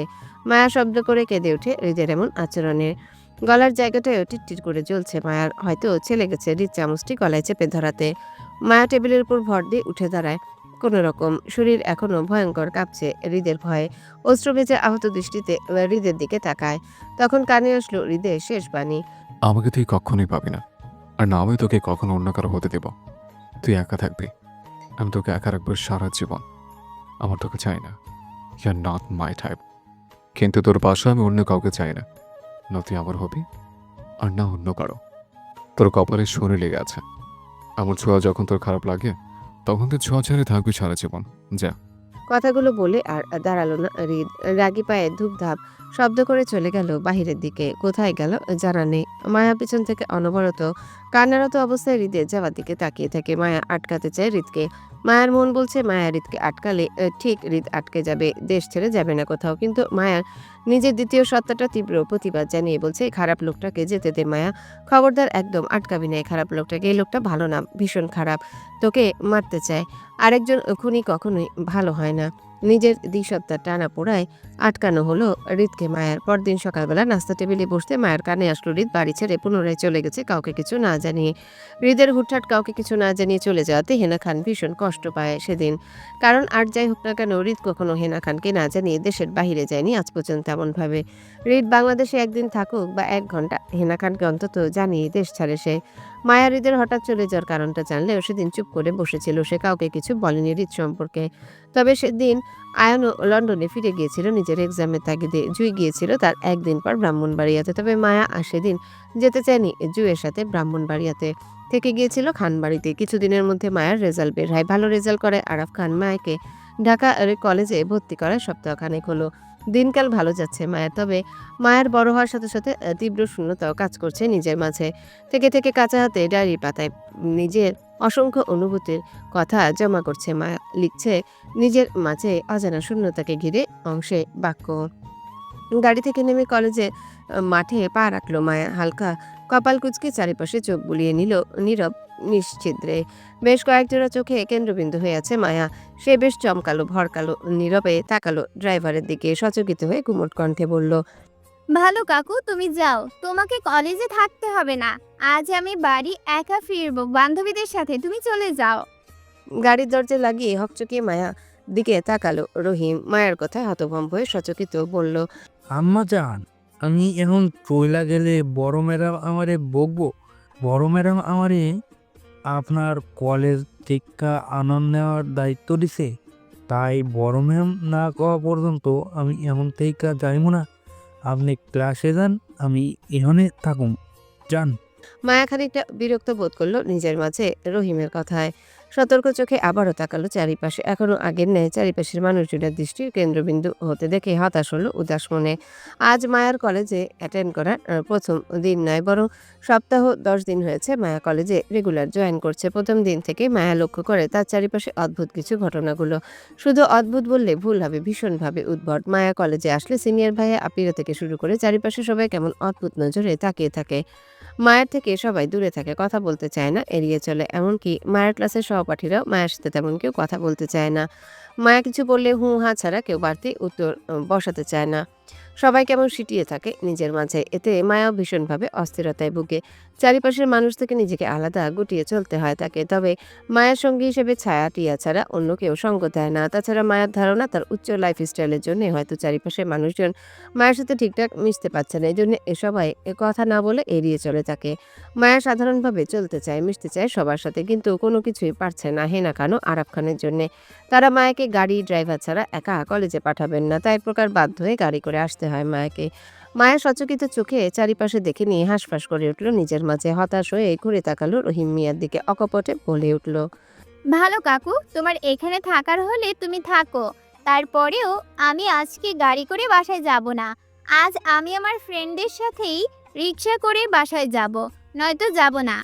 মায়ার কথার মধ্যস্থলে প্রবেশ করে কয়েকজন সিনিয়র সদস্যরা। ছোটখাটো দল বেঁধে 4 জন ছেলে এগিয়ে আসলো মায়ার সামনে। তাদের মধ্যে থেকে রাফি নামক ছেলেটি মায়ার সামনে এগিয়ে সে নম্রতার সহিত বলে উঠল। কোনো সমস্যা ভাবি? মায়া চমকালো, ভরকালো, হকচকিয়ে তাকালো পাশের ছেলেগুলোর দিকে। চিনতে পারলো কলেজের সিনিয়র ভাইদের, কিন্তু তাদের মুখে ভাবি ডাকটা বোধগম্য হলো না।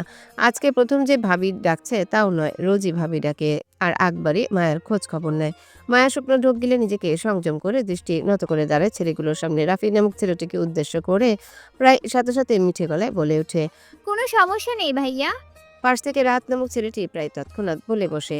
তাহলে এখানে দাঁড়িয়ে আছেন কেন ভাবি? ক্লাসে যান আপনি। ড্রাইভার চাচা, আপনি ক্যান্টিনে গিয়ে বসুন। ভাবি, আপনার বান্ধবী দুটো কই? মায়া চোখ তুলে উপরের দিকে তাকালো না, আগের ন্যায় দৃষ্টি নত রেখেই বলে। চলে যাব ভাইয়া, ওদের জন্যই অপেক্ষা করছিলাম আমি। ওরা দুজন এক্ষুনি চলে আসবে। সচকিত চোখ বুলালো চারিপাশের। হাত নম্র কণ্ঠে বলে উঠল। দরকার নেই ভাবি। বাদর দুইটা আসলে নিজের পায়ে হেঁটে ক্লাস অবধি যেতে পারবে। আপনি বরং ওদের জন্য অপেক্ষা না করে ক্লাসে চলে যান। কলেজের এই দিকটার পরিবেশ আপনার জন্য ভালো না। সামনের গেট ধরে ছেলেরা আসা যাওয়া করছে। এখান থেকে রাস্তার মানুষও দেখা যায় স্পষ্ট। আপনি এখানে বেশিক্ষণ দাঁড়িয়ে না থেকে ক্লাসে যান দ্রুত, নয়তো ভাই রাগ করবে ভাবি। ভাই রাগ করবেন শব্দটিও শুনল মায়া, কানে ঝংকার তুলল সেই শব্দটি। হকচকে গেল নিজের বক্ষস্থলে। কোন ভাইকে জড়িয়ে মায়াকে বারবার ভাবি বলছে সেটিও বুঝে আসলো না মায়ার। তবে যেটা বুঝে আসলো সেটি হলো এই মুহূর্তে মায়ার এখান থেকে প্রস্থান করাটা। কিন্তু যাওয়ার আগে ভাই নামক মানুষটির সাথে পরিচিত হতে চায় সে। কোন ভাইয়ের জন্য তাকে রোজ রোজ এই সিনিয়র ভাইরা তদারকি করে তীক্ষ্ণ নজরে, সেটাও জানতে চায়। মায়ার দৃঢ় বিশ্বাস এই অদ্ভুত মানুষটা হলো এই ভাই নামক মানুষটি। বেশ কৌতূহল জাগে মায়ার মন পিঞ্জরে। তটস্থ হয়ে চোখ তুলে তাকায় রাহাতের দিকে, কিন্তু তৎক্ষণাৎ সেই দৃষ্টি নিচে নামিয়ে নেয় পুনরায়। মনের ভিতর থেকে ক্ষীণ প্রতিবাদী সত্তাটা সাবধান করে উঠে তৎক্ষণাৎ, খবরদার মায়া, একদম পরপুরুষের দিকে নজর দিবি না। জানিস না তোর পরপুরুষদের দেখা নিষেধ? তারপরও অবাধ্য হচ্ছিস তুই। মায়া শুধালো। নিজের দ্বিসত্তার প্রতিবাদে দমে গেল মুহূর্তে, চোখ তুলে তাকালো না সেদিকে। তবে দোটানা মনে আওড়ালো। সবাই মায়ার পরপুরুষ হলে তার আপন পুরুষকে। মায়ার ছোট মনে কৌতূহল জাগ্রত হয় তীব্র, মাথায় দলা পাকিয়ে আসে। ভাই নামক মানুষটিকে ঘিরে নানান প্রশ্ন। দমে না গিয়ে করে বসলো অনাকাঙ্ক্ষিত সেই প্রশ্নটি। কোন ভাই রাগ করবেন ভাইয়া? নির্দ্বিধায় উত্তর করলো রাহাত। আপনার স্বামী। মায়া খানিকটা চমকালো, ভরকালো, হকচকে তাকিয়ে বলল। আমার স্বামীকে? রাহাত কিছু বলার আগে এগিয়ে আসলো নাদিম। রাহাত কাঁধে এক হাতে চাপন মেরে বলল। কি আবার ভাই? তাহলে আপনার ভাইকে? আপনার শ্বশুরের ছেলে, মানে আমার শ্বশুরকে? ভাইয়ের আব্বা। থমথমে খেয়ে যায় মায়া। চোখ পিটপিট করে তাকায় নাদিমের মুখশ্রীতে। নাদিম বিন্দাস নির্বাক ভঙ্গিতে দাঁড়িয়ে আছে রাহাতের কাজ চেপে অবুধ শিশুর ন্যায়। যেন এই মুহূর্তে নাদিম বুঝদার বাক্য কিছু বুঝে না, এতটা অবুধ শিশু। মায়া বুঝলো না নাদিমের গোলক ধাঁধা বিষয়টা। তবে নাদিমের প্রত্যেকটা কথায় যে ঘুরিয়ে ফিরিয়ে জিলাপির প্যাচ লাগাচ্ছে সেটা ঠিক বুঝতে পারল ছায়া। মায়াকে সিনিয়র গ্যাংদের সামনে দাঁড়িয়ে থাকতে দেখে ছায়া টিয়াকে নিয়ে দ্রুত পা চালিয়ে আসে এখানটায়। ছায়া দূর থেকে ভাবলো এই বুঝি মায়া সিনিয়রদের হাতে র্যাগিংয়ের শিকার হলো, কিন্তু কাছে আস্তে আস্তে বুঝলো নাদিমের খেয়ালিপনা। সেই সাথে কর্ণকুহর হলো নাদিমের খাপছাড়া কথাগুলো। মায়া উত্তর করার আগে ফুরুত কাটলো ছায়া। এগিয়ে আসতে আসতে নাদিমকে প্রশ্ন করে বসলো। তাহলে আপনার ভাইটা কে? হঠাৎ ঘাড় বাঁকা করে তাকায় 4 সদস্যের 4 জন সিনিয়র ভাই। বাকি 3 জনের দৃষ্টি ছায়ার দিকে। কপাল কুঁচকে থাকলে নুহার সঙ্গে সঙ্গে সেই দৃষ্টি ফিরিয়ে নিয়ে নিজের ফোনে পুনরায় স্থির করলো। বিরক্তিতে টাইপ করতে লাগলো ব্যস্ত হাতে। আপাতত তার এখানটায় শোরগোলের কোনো ধ্যান ধারণা নেই। রাহাত তীক্ষ্ণ দৃষ্টিতে ছায়াকে পরখ করে নিল। রাফি বেশ রয়ে শয়ে মজা করে দাঁড়িয়ে আছে। নাদিম এতক্ষণ মায়াকে যে ইজ্জত দিচ্ছিল সেটা মুহূর্তে কমে আসলো ছায়াকে দেখে। মনে মনে আওড়ালো মায়া বিষয়ে না হয় উপর থেকে নিষেধাজ্ঞা আছে, কিন্তু ছায়া টিয়ার ক্ষেত্রে তো সেটা নেই। তাই বিন্দাস কিছু মজা তো নেওয়াই যায় নাবালিকা শিশুদের। নাদিমের মুখের ভাব কৃত্রিম পরিবর্তন ঘটল। চোখ মুখ উপচে পড়ল দুষ্টুমি রেশ। পুনরায় এক ভঙ্গিতে রাহাতের কাঁধে হাত রেখে অবুঝ শিশুর ন্যায় উত্তর বসালো। কোনো ভাবির স্বামী ধৈর্যের বাঁধ ভাঙে ছায়ার। কটমট দৃষ্টিতে তাকালো নাদিমের দিকে। অপদস্থ চোখ বুলিয়ে নিল 4 জনের দিকে। নুহাসকে এই দিকটায় মনোযোগী না দেখে তাকালো বাকি 4 জনের দিকে। রাহাতের তীক্ষ্ণ দৃষ্টি দেখে শুকনো ঢোক গিলল নিজের মনে। রাহাত এই কলেজের ভিপিদের মধ্যে একজন। দিন দাহারে মারপিট, জুনিয়রদের র্যাগিং করা রোজকার কাজ রাহাতের। এই গ্যাংটিও রাহাতেরই, তাই জুনিয়র হয়ে তাদের সাথে তর্ক করা নিত্যই বোকামি ছাড়া অন্য কিছু নয়। ছায়া নিজের রাগ সংযম করে জোরপূর্বক হাসিটা টানে নিজের মুখশ্রীতে। অদত বিনিময় সুরে বলে নাদিমকে। খেয়ালি করছেন ভাইয়া, সিনিয়র বলে আমাদের মজা নিচ্ছেন? নাদিম ভ্রু কুচকে তীক্ষ্ণ দৃষ্টিতে তাকায় ছায়ার মুখশ্রীতে। সিরিয়াস আর ভাব করে বলে ওঠে। তুমি কি আমার বউ লাগো না গার্লফ্রেন্ড লাগো যে তোমার সাথে মজা করব না? যা সত্যি তাই বলছি। জুনিয়র হয়ে কি তুমি আমার কথা অবিশ্বাস করছো? তার মানে তুমি আমার কথা অবিশ্বাস না করে অপমান করছো, তাই না? নাদিমের খাপছাড়া কথায় মুহূর্তে জোরতালে সঙ্গ দেয় রাফি। অগণিত মাথা নাড়িয়ে সম্মতি জানিয়ে বলে ওঠে। হ হ দোস্ত, তোর অপমান করছে আমি শুনেছি। হেতি তোর কথা বিশ্বাস করে নাই, ছোট ছোট অপমান করছে তোরে, কিন্তু আমি বিশ্বাস করছি তোর কথা যে বাবির স্বামী ভাই হয়। রাফির কথায় যেন ও ঘোর আহত হলো রাফি। ওর এসে ভারী বজ্রন কষ্ট ও টানলো মুখে, যেন এই মুহূর্তে ছায়া তাকে ঘোর অপমান করেছে বিশ্বাস না করে। সেই অপমানে অপমানিত হয়ে কষ্টে রোষ পূর্ণ গলায় বলল রাহাতকে। দোস্ত দেখছিস কি আমারই তোর সামনে ছোট ছোট অপমান করছি। বিশ্বাস না করলে রাফি সাক্ষী আছে, আমি সাক্ষী প্রমাণ করে নিয়ে রাখছি। তারপর তুই বিচার কর, নয়তো আমি জুনিয়রের অপমানিত যারাই মুখ দেখাইতে পারব না কলেজের কাউকে। তুই কিছু কর ভাই। নাদিম রাফির নাটকীয় কথায় থমথমে খেয়ে যায়। মায়া, ছায়া আর টিয়া। মায়া এতক্ষণ ছায়ার আশাতে যে সাহসটুকু পাচ্ছিল সেটা মুহূর্তে চুপসে যায় নাদিমের নালিশ করাতে। নাদিম সহজ কথাটাকে ঘুরিয়ে পেঁচিয়ে কথার জালে ফাঁসিয়ে দিয়েছে ছায়াকে, সেটা ঠিক বুঝলো ছায়া। কিন্তু সিনিয়র ভাইয়াদের সাথে কলাবাজি করলো না, বরং হাসার চেষ্টা করলো। নাদিমের কথার তলে দমে না গিয়ে বুদ্ধি খাটালো জোর তালে। সরি ভাইয়া, ইটস মাই মিস্টেক। আমি ঠিক বলতে পারিনি আপনাদের। আমার কথায় অপমানিত হবেন না প্লিজ, ক্ষমা করবেন আমাকে। আসলে আমরা জানতে চেয়েছিলাম মায়ার স্বামীকে। ছায়ার কথায় নরম হয়ে আসার ভাব টানলো মুখে। নাদিম ভাব নিয়ে বলল। আচ্ছা যাও যাও, মাফ করলাম তোমাকে। তুই কি মনে রাখবা নাদিম কি ডিলডার মানুষ ছিল? সিনিয়রকে অপমান করার পরে ক্ষমা পেয়ে গেল। দারুণ হাসলো ছায়া, কৃতজ্ঞতা স্বরূপ বলে উঠল নাদিমকে। আপনি আমাকে ক্ষমা করেছেন, এটাই আমার বড় কপালের ভাগ্য। সত্যি ভাইয়া, আপনার মতো আজকাল দিলদার মানুষ পাওয়াই যায় না। দুনিয়া থেকে একেবারে বিলুপ্ত। আপনি দয়ালু ব্যক্তি, দিলদার মানুষ। আমি কৃতজ্ঞ আপনার ক্ষমা পেয়ে।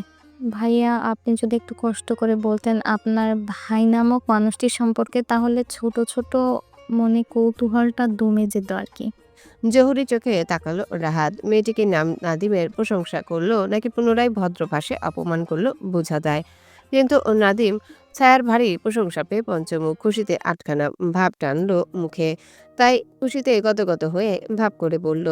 ধন্যবাদ ধন্যবাদ। জুনিয়র হয়ে সিনিয়রে এতটা সম্মান দেখানো কলিজায় লাগলো মরে। তবে ভাইয়ের সম্পর্ক ভাবি বলতে পারলে ভালো, তাই না ভাবি?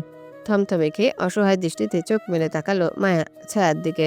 সাথে সাথে দুজনের চোখাচোখি হয় ছায়ার সাথে। ছায়া কিছু বলবে তার পূর্বে মুখ খুলে মায়া ধীর কণ্ঠে বলল। কিন্তু আমি আপনার ভাইকে চিনি না তো ভাইয়া। পাশ থেকে আহাজারি করে উঠল রাফি। নাউজুবিল্লা নাউজুবিল্লা, এমন কথা স্বামী সম্পর্কে বলতে নেই ভাবি, ভাই শুনলে রাগ করবো। রাফির আহাজারিতে চটাং করে ফুরুত কাটলো টিয়া। এতক্ষণ চুপ করে থাকলে অবশেষে মুখ খুলল সেও। উত্তেজনা করে বসলো নতুন প্রশ্ন। তাহলে আপনার ভাই কই থাকেন?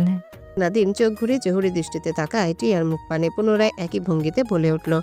কোনো বাড়িতে থাকেন? না মানে কোথায় থেকে আসেন আপনার ভাই? বাড়িতে থেকে আসে। থমথমে হয়ে গেল টিয়া। অধৈর্য হয়ে শান্ত থাকার চেষ্টা করে বলল টিয়া। মজা নিচ্ছেন কেন ভাইয়া? কপাল কুঁচকে বলল নাদিম। আমি কোথায় মজা নিলাম? তুমি ঠিকঠাক প্রশ্ন করতে পারো না, তাতেও আমার তো হতবাক হলো টিয়া। সে কিছু বলবে তার আগেই ফুরুত কাটলো ছায়া। বিনীত সুরে বলল, সরি ভাইয়া টিয়ার ভুলভাল প্রশ্নের জন্য। বরং আমি সুন্দর করে আপনাকে প্রশ্নগুলো করি কেমন? আসলে ভাইয়া আপনার ভাইয়ের নাম, বাবার নাম কি, ওনার বাড়ি কোথায়? নাদিম গুরু গম্ভীর হবার চেষ্টা করলো ছায়ার সামনে। রাহাতের কাঁধ হতে নিজের হাতটা নামে শটান হয়ে দাঁড়ালো। গম্ভীর মুখে বলল, ভাইয়ের নাম কি? ভাইয়ের বাবার নাম আব্বা। ভাইয়ের বাড়ি হলো যেখানে ভাই থাকে সেখানে। আর কিছু বালিকা? মুহূর্তের আগে ভিতরে রিরি করে উঠল ছায়া। টিয়ার এতক্ষণ যাবৎ এতটা কসরত করে বিন্দুমাত্র তথ্য বের করতে পারেনি ভাই নামক মানুষটার। উল্টো তাদেরকে নিজেদের কথার জালে ফাঁসিয়ে অপদস্থ করলো, মজা নিল। অধৈর্যে শোয়ে রয়ে গেল ছায়ার। রাগে হাসির চেষ্টা করে চিবিয়ে চিবিয়ে বলল, না ভাইয়া থাক, অনেক উপকার করেছেন আপনি আমাদের। এতটা উপকার না করলেও পারতেন। লাস্টে একটা উপকার বাকি আছে আপনার ভাইয়া, সেটা করবেন সেটা? অবশ্যই বালিকা, তোমার জন্য এই মুহূর্তে সব করতে পারো। বলে ফেলো। আমাদের ধন্য করলেন আপনি ভাইয়া। এতটা কৃতজ্ঞ আপনার প্রতি। আপনার এই ঋণ কখনো শোধ বোধ করার নয় ভাইয়া। যা পাগলি, ঋণ শোধবোধ করার কি আছে? আমরাই তো। থমথমে খেয়ে গেল নাদিমের নাটকীয় কথায়। প্রশ্রয় দিল না নাদিমকে। প্রসঙ্গ পাল্টিয়ে বলল, পিএন মানে কি ভাইয়া? নাদিম ঠোঁট উল্টিয়ে সঙ্গে সঙ্গে বলে। পাটাপিন। চুপ করে গেল ছায়া। পুনরায় প্রশ্ন করার জেও হলো না। কিন্তু অবশেষে বিরক্তি মুখ খুলল নুহাস। চেতন কণ্ঠে বলল, শালারা, ভাবিরে আটকায় রেখে গল্প করছো? ভাই এইটা শুনে তোদের উদ্ধার বোধ বুতা বানাই দিবে। তাড়াতাড়ি যেতে দে ভাবিরে, নয়তো যে কোনো সময় তাণ্ডব হইতে পারে তোর জন্য।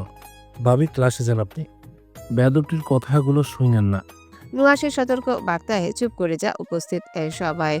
রাহাত সচকিত হয়ে ঘুমট কণ্ঠে বলল, ভাবি যান, আপনি কোনো সমস্যা হলে আমাদের জানিয়েন কেমন?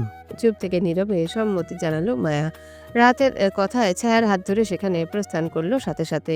কিন্তু পিছন থেকে শোনা গেল নাদিম রাফির সশব্দের হাসির আওয়াজ। 2:06 ফুটপাতে রাস্তা ধরে হেলে ধুলে হাঁটছে মায়া। তার সঙ্গ দিচ্ছে ছায়াটিয়া।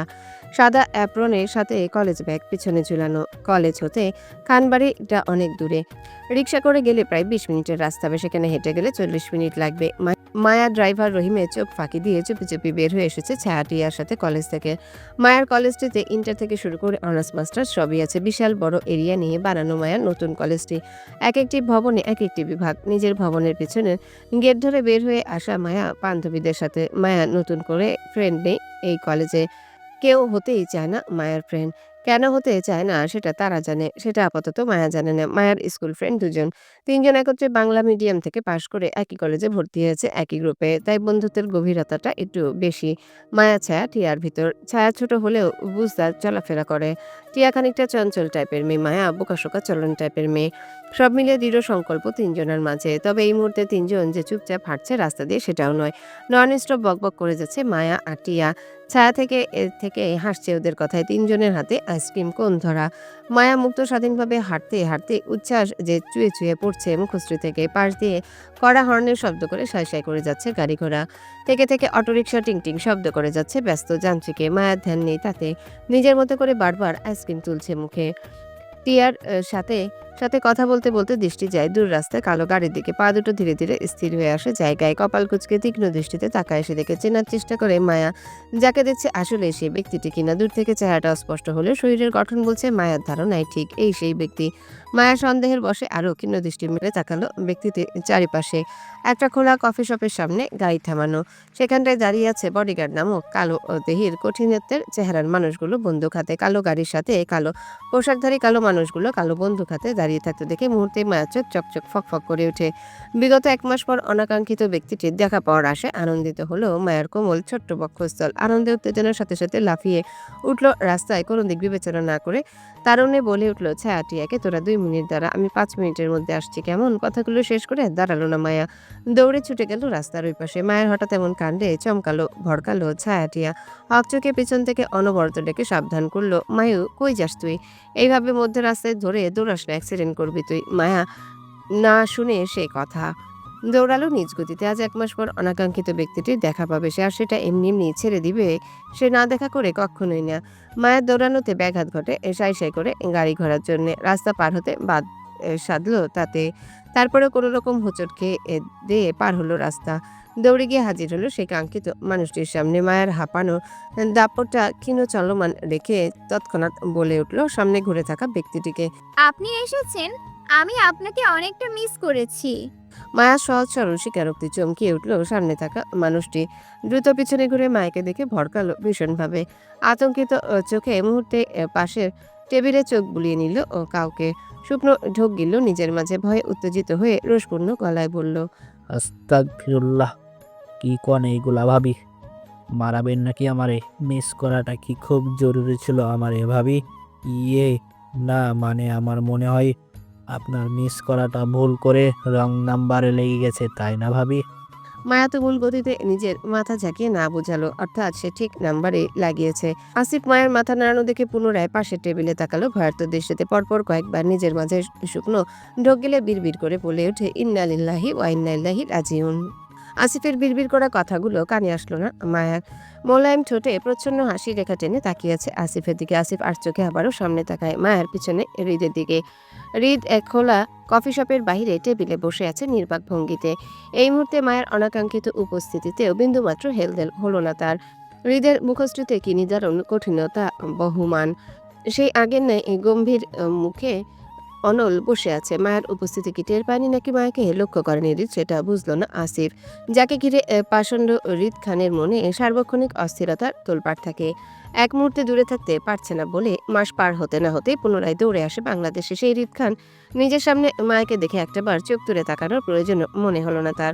সে এতটাই নিজ কাজে ব্যস্ত। আদৌ কি মায়ের সামনে থাকলে হৃদ খান কি কোনো কাজ বা ব্যস্ততা কাবু করতে পারে? মায়া থেকে হৃদ খানকে দূরে সরিয়ে রাখতে পারে? প্রশ্ন থাকলো আসিফের মনের কোঠায়। কই, সে তো বিগত মাস ধরে দেখেনি মায়া নামক মেয়েটিকে এড়িয়ে যেতে থাকে, বরং দেখেছে দূর থেকে মায়ের জন্য ছটফট করতে, বেসামাল পাগলামো করতে। তাহলে আজ হঠাৎ এতটা ইগনোর কেন হৃদ খানের? আসিফ আর কিছু ভাবতে পারল না। তার আগেই মায়ার ডাকে ধ্যান ভাঙে তার। চমকিত ভঙ্গিতে তাকায় মায়ার উচ্ছ্বাসিত মুখশ্রীতে। মিনমিন গলায় বলে ওঠে, ভাবি, আপনি কলেজ ছেড়ে এখানে কি করছেন? আপনার গাড়ি কই? আসিফের কথায় উত্তর করল না মায়া, আবার চুপও থাকলো না। মুখ খুলল তবে পাল্টা প্রশ্ন করার জন্য আসিফকে। উৎসুক ভঙ্গিতে আদুরি গলায় বলে উঠল, ভাইয়া, উনি কই? উনি কে ভাবি? আসিফ বুঝলো না মায়ার উনি বলা মানেটা। তীক্ষ্ণ দৃষ্টিতে তাকিয়ে রইল মায়ের মুখশ্রীতে। কিছু একটা ভেবে পর মুহূর্তে দৃষ্টি ঘুরিয়ে পুনরায় ফেলল হৃদের মুখশ্রীতে। এবার আসিফের চোখ আটকালো হৃদের কোমল স্বাভাবিক চেহারাটায়। কিছুক্ষণ আগে সেই কঠিনতা আর নেই। আসিফ বুঝলো এই মুহূর্তে হৃদের দৃষ্টি টেবিলের উপর থাকলেও সতর্ক কান দুটোর মনোযোগ সবটা এই দিকে রাখা তার। সেই সাথে বুঝলো মায়ের উনি কই কথাটির অর্থ। কিন্তু হৃদের ভয় কিছু বলল না মায়াকে। হৃদের নিষেধাজ্ঞা আছে তার উপর। হৃদ বাংলাদেশে আছে এই বিষয়টা কাউকে জানাতে নিষেধ করেছে সে। অজ্ঞাত আসিফ প্রসঙ্গ পাল্টায়। মায়ের কথার উত্তর না দিয়ে সেও পাল্টা প্রশ্ন করে বলে, ভাবি, আপনি একাই রাস্তায় কি করছেন? ড্রাইভার কই আপনার? আমি পালিয়েছি কলেজ থেকে ড্রাইভার কাকুর চোখ ফাঁকি দিয়ে বান্ধবীদের সাথে। এখন বলুন উনি কই? আসেনি কেন আপনার সাথে? আসিফ খানিকটা হাঁসফাঁস করে উঠে ভাই ভাবির মধ্যেকার অবস্থায় করুণ হাল তার। একদিকে ভাই না করেছে তার তথ্য দিতে, অন্যদিকে ভাবি জেদ করছে সে তথ্য আদায় করতে। সে একা নিরপেক্ষ প্রাণী। হাঁসফাঁস করে পুনরায় দৃষ্টি মেলে তাকায় হৃদের দিকে। সাথে সাথে চোখাচোখি হয় হৃদের তীক্ষ্ণ দৃষ্টির সাথে। হৃদ কপাল কুঁচকে তীক্ষ্ণ দৃষ্টিতে তাকিয়ে আছে তাদের দিকে। আসিফ সেই দৃষ্টি বুঝে পুনরায় প্রসঙ্গ পাল্টায় ধীর কণ্ঠে বলে, ভাবি, আপনি বাসায় যান, আমি আপনার বাসায় যাওয়ার ব্যবস্থা করে দিচ্ছি। আমাদের লোক আপনাকে বাসায় পৌঁছে দিবে। আসিফ থামে। মায়া থামে দেয় আসিফকে। দুহাতের মুঠো ভর্তি দুটো কোন আইসক্রিম ধরা, একটা অর্ধেক খেলো, অন্যটা সম্পূর্ণ। নিজের মুঠো ভর্তি আস্ত কোন আইসক্রিমটা এগিয়ে দেয় আসিফের দিকে, ইশারায় বুঝিয়ে বলে ওঠে, নিন নিন খান, এটা ভালো আইসক্রিম, আমি খাইনি, একদম ফ্রেশ। আপনি ভাইয়া না আমার, তাই এটা আপনাকে দিলাম। আপনি খান, আমি নিজে কিনে এনেছি রাস্তার মোড় থেকে। আপনি ভাইয়া বলে দিলাম, নয়তো আমি আমার জিনিস কাউকে দেই না। কি হলো, নিন নিন। আসিফ ও মায়ার হঠাৎ অতি ভদ্র ব্যবহারে এই সুচালো কারণ ধরতে পারল না সে। কিন্তু হৃদ ঠিকই তীক্ষ্ণ দৃষ্টিতে তাকিয়ে আছে মায়ার দিকে। মায়ের মাথায় যে কিছু একটা চলছে সেটা ঠিক বুঝতে পারছে হৃদ, কিন্তু সেটা কি বুঝার জন্য চুপ রইল। আসিফ আর চোখে হৃদকে এক পলক দেখে নিয়ে বলে, ইয়ে ভাবি, ধন্যবাদ। লাগবে না আমার। আসলে আমি এসব আইসক্রিম খাই না। খান না বললেই হলো, বোনেরা দিলে ভাইয়া জাতিগতভাবেই খেতে হয়।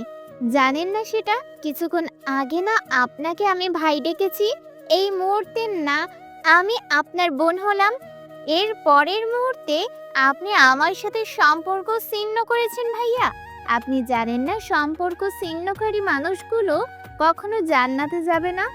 থমথমে খেয়ে যায় আসিফ। মায়া মুখে সম্পর্কে ছিন্নকারীদের পরিণতি শুনে থমথমে গলায় বলল, তাহলে কি আমি জাহান্নামে যাব ভাবি? অবশ্যই যাবেন। আপনি আমার সাথে সম্পর্ক ছিন্ন করছেন মাত্রই, তাতে কি আমি বোন হয়ে শেষ অবধি সম্পর্কের দায়িত্ব পালন করব?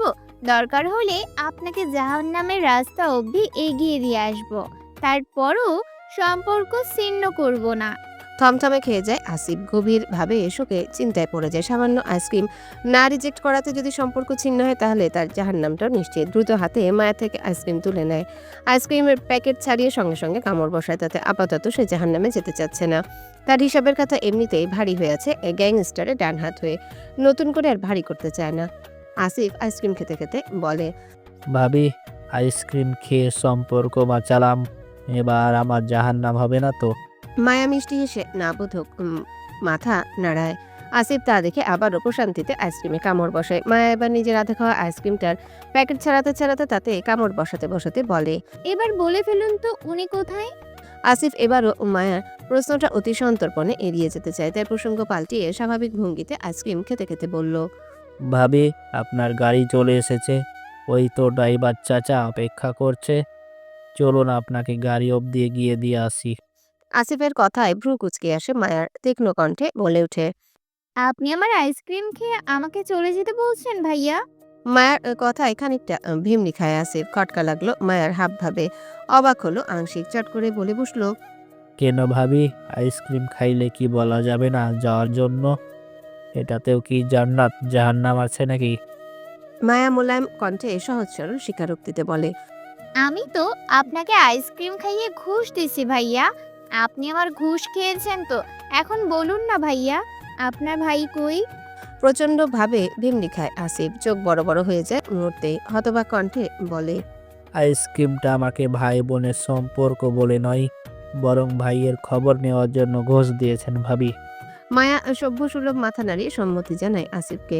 মুহূর্তে হতবুদ্ধি হয়ে যায় আসিফ। তাকে এইভাবে ফাঁদে ফেললো, ভাই ভাই বলে এত বড় ধোকা দিল ভাবি। একটা আইসক্রিম দিয়ে সোজা ঘুষখোর বানিয়ে দিল তাকে। ধোকা দিল তো দিল, সেই সাথে এত বড় অপবাদ দিল।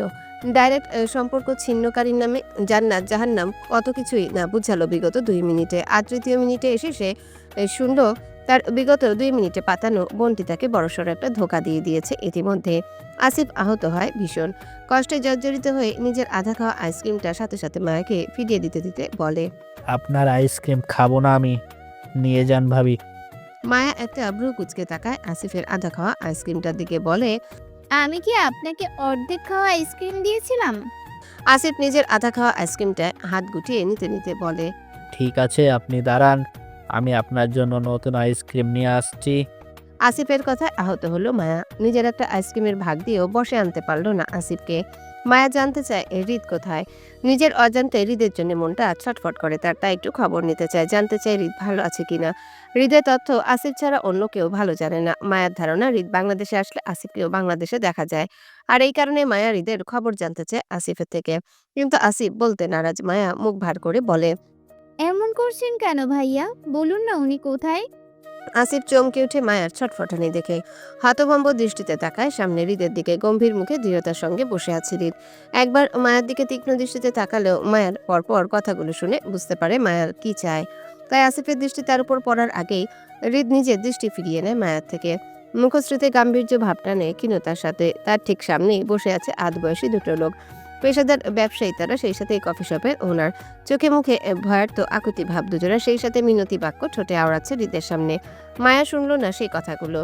না ঘাড় ঘুরিয়ে দেখল হৃদের নিষ্ঠুরতাকে। মায়া মন্ত নিজের কাতরতায়। আসিফ হৃদের ভাবান্তর না দেখে দমে যায়। বলা সাহস হলো না। ভাবি কষ্ট পাবেন না, ভাই আপনার পিছনে রয়েছে, দেখে নিন। কিন্তু বলা হলো না। মনে মনে চেপে গেল কথাগুলো। দীর্ঘ নিঃশ্বাস ফেলে মুখে বলল সম্পূর্ণ ভিন্ন বাক্য। ভাবি চলুন। আসিফের একই কথায় রাগ বাড়ে মায়ার। শান্তশিষ্ট থাকা মায়া মুহূর্তে রাগে তিতি করে ওঠে। কপট রাগ নিয়ে বলে ওঠে, না, যাব না আমি। আগে পেট থেকে আমার আইসক্রিম বের করুন, তারপর যাব আমি। থমথমে খেয়ে যায় আসিফ। আমতা আমতা করে বলে, জি ভাবি, কি বলেন এসব? খেয়ে ফেলছি আমি, সেটা কিভাবে বের করব? আপনাকে বরং আমি নতুন আইসক্রিম এনে দিচ্ছি, দাঁড়ান। আগের ন্যায় জেদ ধরে বলে উঠল মায়া। একদম না, আমি কোনো নতুন আইসক্রিম নেব না। আপনি আমার আগের আইসক্রিমটা দিবেন, পেট থেকে বের করে, যেটা আপনি খেয়েছেন। আমার আইসক্রিম আস্তা বানিয়ে দিবেন, নয়তো আমি বাসায় গিয়ে দাদাজানকে নালিশ করব। আপনি আমার আইসক্রিম ছিনতাই করে খাইছেন মাঝ রাস্তা থেকে। আসিফ নিজের হাতে গলে যাওয়া আইসক্রিমটা এক পলক দেখে নিয়ে চোখ তুলে তাকায় মায়ের দিকে অসহায় দৃষ্টিতে। তাকে কি সুন্দর ফাঁদে ফেলে আইসক্রিম খাইয়ে বলছে এখন সেটা পেট থেকে বের করতে। আদৌ কি এটা সম্ভব? এই ছিল তার ভাবির মনে। সহজ সরল পোলা পাইয়া এইভাবে ধোকা দিল ভাবি তাকে শেষে। আসিফ মায়ের দিক থেকে দৃষ্টিতে সরিয়ে তাকায় হৃদের দিকে। সাথে সাথে চোখাচোখি হয় হৃদের কুঞ্চিত দৃষ্টির সাথে। সূক্ষ্ম বলিষ্ঠ রেখা দৃশ্যমান হৃদের কুঞ্চিত কপালে। মায়া যে হঠাৎ এইভাবে পুলটি নিবে সেই ধারণা হৃদের আংশিক ছিল, কিন্তু তার জন্য যে এতটা ছটফট করবে সেই ধারণা ছিল না তার। আসিফ করুণ দৃষ্টি মেলায় হৃদের দৃষ্টির সাথে, পারে না ঠোঁট উল্টে কেঁদে দিতে রাস্তায়। তাই হৃদকে নিজের চোখের ভাষায় বুঝায় আসিফ, যার অর্থ, ভাই দেখছেন ভাবি কি কয়? আমারে গোল খাওয়াই বলে আইসক্রিম পেটে থেকে বের করতে। এটা কি করা সম্ভব? কেমনে আইসক্রিম বাইর করমু কোন? হৃদ বুঝল আসিফের চোখের ভাষা, তবে মুখে কিছু বলল না। মায়া আসিফকে অন্যমনস্ক ভাবে সামনে তাকিয়ে থাকতে দেখে রাগে আরো ফুসফুস করে ওঠে মুহূর্তে। রাগে বিরক্তি নিয়ে আসিফের দৃষ্টি অনুসরণ করে ঘাড় ঘুরিয়ে পিছনে হৃদকে দেখার আগে হৃদ দ্রুততার সঙ্গে টেবিলের উপরে থাকা মেনু কার্ড দিয়ে নিজের চেহারা লুকায়িত করে ফেলে মায়ার সামনে। লুকোচুরি খেয়ে এবার মায়া দেখলো না হৃদকে, বরং সামনে কিছু না দেখে একরাশ বিরক্তি নিয়ে তাকালো আসিফের দিকে। মায়া আরো কিছু বলবে তার আগে আগমন ঘটে ছায়া। টিয়া দৌড়ে আসে মায়ের নিকট। হাঁপাতে হাঁপাতে মায়ের সামনে দাঁড়িয়ে টিয়া চট করে বলে ওঠে, বোন তুই কি দৌড়টাই না দৌড়ালি আমাদের, একটুর জন্য গাড়ির নিচে পড়তে পড়তে বাঁচলাম। উফ।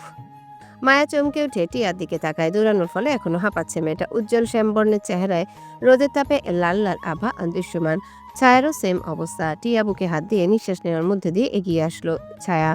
কপাট রাগ দেখিয়ে বলল, ঢং করিস? এভাবে পাগলের মতো ছুটে আসছিস কেন? একটু এদিক সেদিক হলে তো অ্যাক্সিডেন্ট করতে। কেন এসেছিস এখানে? ছায়া টিয়াকে দেখে যেন গলার জোর বাড়ল মায়ার। আসিফের দিকে রাগে কটমট করে তাকিয়ে হাতের ইশারায় আসিফের দিকে আঙ্গুল তাক করে ছায়াকে দেখিয়ে বলল, এই লোকটা আমার আইসক্রিম ছিনতাই করে খেয়েছে। মায়ের আকস্মিক নালিশে আসিফ চমকালো, ভরকালো, ভয়ার্ত হলো। এই ভেবে যে এতক্ষণ একজনকে সামলাতে তার দম বন্ধ হয়ে আসছিল টর্চারে, এখন সাথে আরো দুজন যোগ হলো। তার পরিণতি কি হবে ভেবে গা ভাসিয়ে কাঁদতে ইচ্ছা করছে। হৃদের বিরুদ্ধে গিয়ে কিছু বলতে পারবে না মায়াকে, এতে হৃদ রেগে যেতে পারে। আর মায়াকে না বলে দাঁড়িয়ে থাকতে পারছে না একের পর এক লাঞ্ছনের কারণে। আসিফ অসহায় ভঙ্গিতে করুণ দৃষ্টি বিলাপ করে তাকিয়ে থাকে হৃদের দিকে, যার অর্থ ভাই কিছু করেন, আমারে বাঁচান এখান থেকে। হৃদ দেখেও যেন দেখলো না আসিফের সেই দৃষ্টিভঙ্গি। তার আগে আসিফের কানে আসলো টিয়ার ক্ষিপ্ত গলা, সাংঘাতিক লোক মাইরি, বাবার বয়সের লোক হাঁটু বয়সের মেয়ের থেকে আইসক্রিম ছিনতাই করে খাই বলি। দেখতো ঠিকঠাক আসছেন, পকা ছকছকা কথা হলো, অকালে চুরিটা কেন ধরলেন? হ্যাঁ, আবার আইসক্রিম হাতে দাঁড়িয়ে আছেন, বুইরা চোর কোথাকার।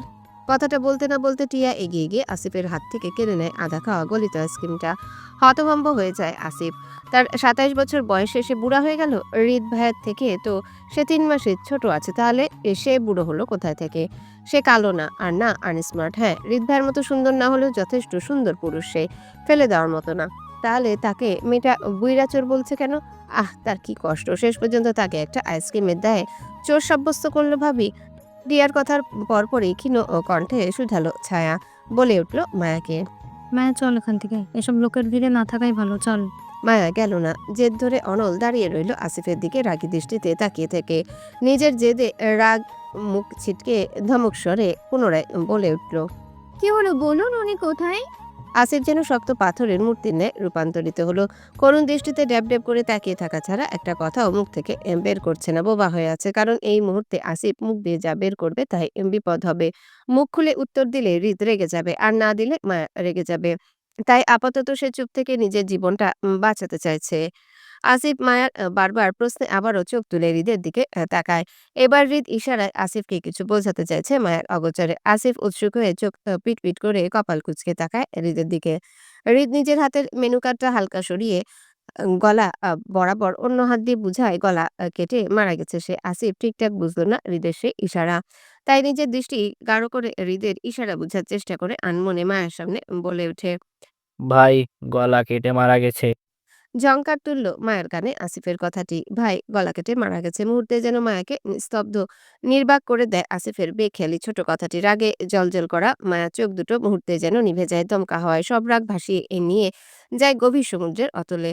হাড় হিম করা তুষারপাতের মতো ঠান্ডার স্রোত বয়ে যায় অঙ্গে অঙ্গে। মায়ার চোখ জোড়া শীতল। চারিপাশে চেঁচামেচির শব্দ, কোনো কিছু কানে আসছে না। যেটা মস্তিষ্কের বারবার খানা দিচ্ছে সেটা হলো ভাই গলা কেটে মারা গেছে। কত নিষ্ঠুর শোনালো এই বাক্যটি মায়ের কানে, দম বন্ধকর বাক্য। মায়া বিশ্বাস করলো না সেই কথাটি, তবে বড্ড অশান্ত হয়ে উঠল মন কোঠায়। টান টান অস্থিরতা কাজ করলো, তোলপাড় হলো রন্ধ্রে রন্ধ্রে। পুনরায় মস্তিষ্কে খানা দিল আসিফকে ধ্বংস করে দেওয়ার বিষয়টি। মায়ের অশান্ত মন আরো অশান্ত হলো। শান্তশিষ্ট ও দাঁড়িয়ে থাকা প্রতিমা মূর্তিটি যে মুহূর্তে রুদ্রচণ্ডী হয়ে উঠল আসিফের জন্য। আসিফকে ধ্বংস করা তাগিদের মুহূর্তেই হাত পা চালিয়ে ঝাঁপিয়ে পড়লো আসিফের উপর মায়া। নিজের সর্বোচ্চ দিয়ে খামচে ধরল আসিফের দুই হাতের পেশি। মায়ের আকস্মিক আক্রমণের জন্য এই মুহূর্তে কেউ উপস্থিত ছিল না। তটস্থ হয়ে সবাই ভরকে যায় মুহূর্তেই। মায়াকে থামাতে গিয়ে এগিয়ে যায় ছায়াটিয়া দুজন। মায়া দুই বাহু টেনে ধরে ছাড়িয়ে আনার চেষ্টা করে আসিফ থেকে, কিন্তু শেষ রক্ষা হলো না আসিফের। দুই হাতের কবজি হতে লম্বালম্বিভাবে গভীর আঁচড় কাটে আসিফের হাতের উপর। সে ধ্যানস্থ ছিল হৃদের দিকে। মায়ের হঠাৎ আক্রমণে তাল সামলাতে না পেরে দুই কদম পিছনে গেলেও মায়ের আক্রমণে প্রহার থেকে বাঁচতে পারেনি সে। ছায়াটিয়া মায়ার দুই হাত ধরে টেনে আসিফের থেকে দূরে সরালেও মায়াকে থামানো যাচ্ছে না আসিফকে আক্রমণ করা থেকে। বারবার তেড়ে যেতে চাচ্ছে আসিফকে মারার জন্য, আর মুখে আওড়াচ্ছে অসম্ভব রাগান্বিত বুলি আসিফের জন্যে। অসভ্য লোক, রাক্ষস লোক, সাহস কি করে হয় তোর আমার হৃদ ভাইয়া মৃত বলার? আজ তোর জান আমি খেয়ে ফেলবো। তুই আমার আইসক্রিম খেয়ে আমার সাথে মিথ্যা বলছস। বের কর, পেট থেকে আমার আইসক্রিম বের কর, নয়তো তোর পেটের ডায়রিয়া হবে। তুই সারা রাত বাথরুমে পড়ে থাকবি, অভিশাপ দিলাম। রাক্ষস লোক, সাহস কি করে হয় তোর আমার হৃদ ভাইয়াকে গলা কাটা বলা? সালাম আলাইকুম। হ্যালো বন্ধুরা, কেমন আছো তোমরা সবাই? আশা করছি তোমরা সবাই ভালো আছো, সুস্থ আছো। এম রোহিত, ভয়েস অফ বিতি চ্যানেলের পক্ষ থেকে এডিটর। গল্পটি কেমন লাগলো অবশ্যই কমেন্ট করে জানাবেন। এই যে বন্ধুরা, ভয়েস অফ বিতি চ্যানেলে যদি নতুন হয়ে থাকেন তাহলে প্লিজ সাবস্ক্রাইব করে বেল আইকন বাজিয়ে রাখুন, যাতে আপনাদের পরবর্তী গল্পের নোটিফিকেশন সবার আগে আপনি পান।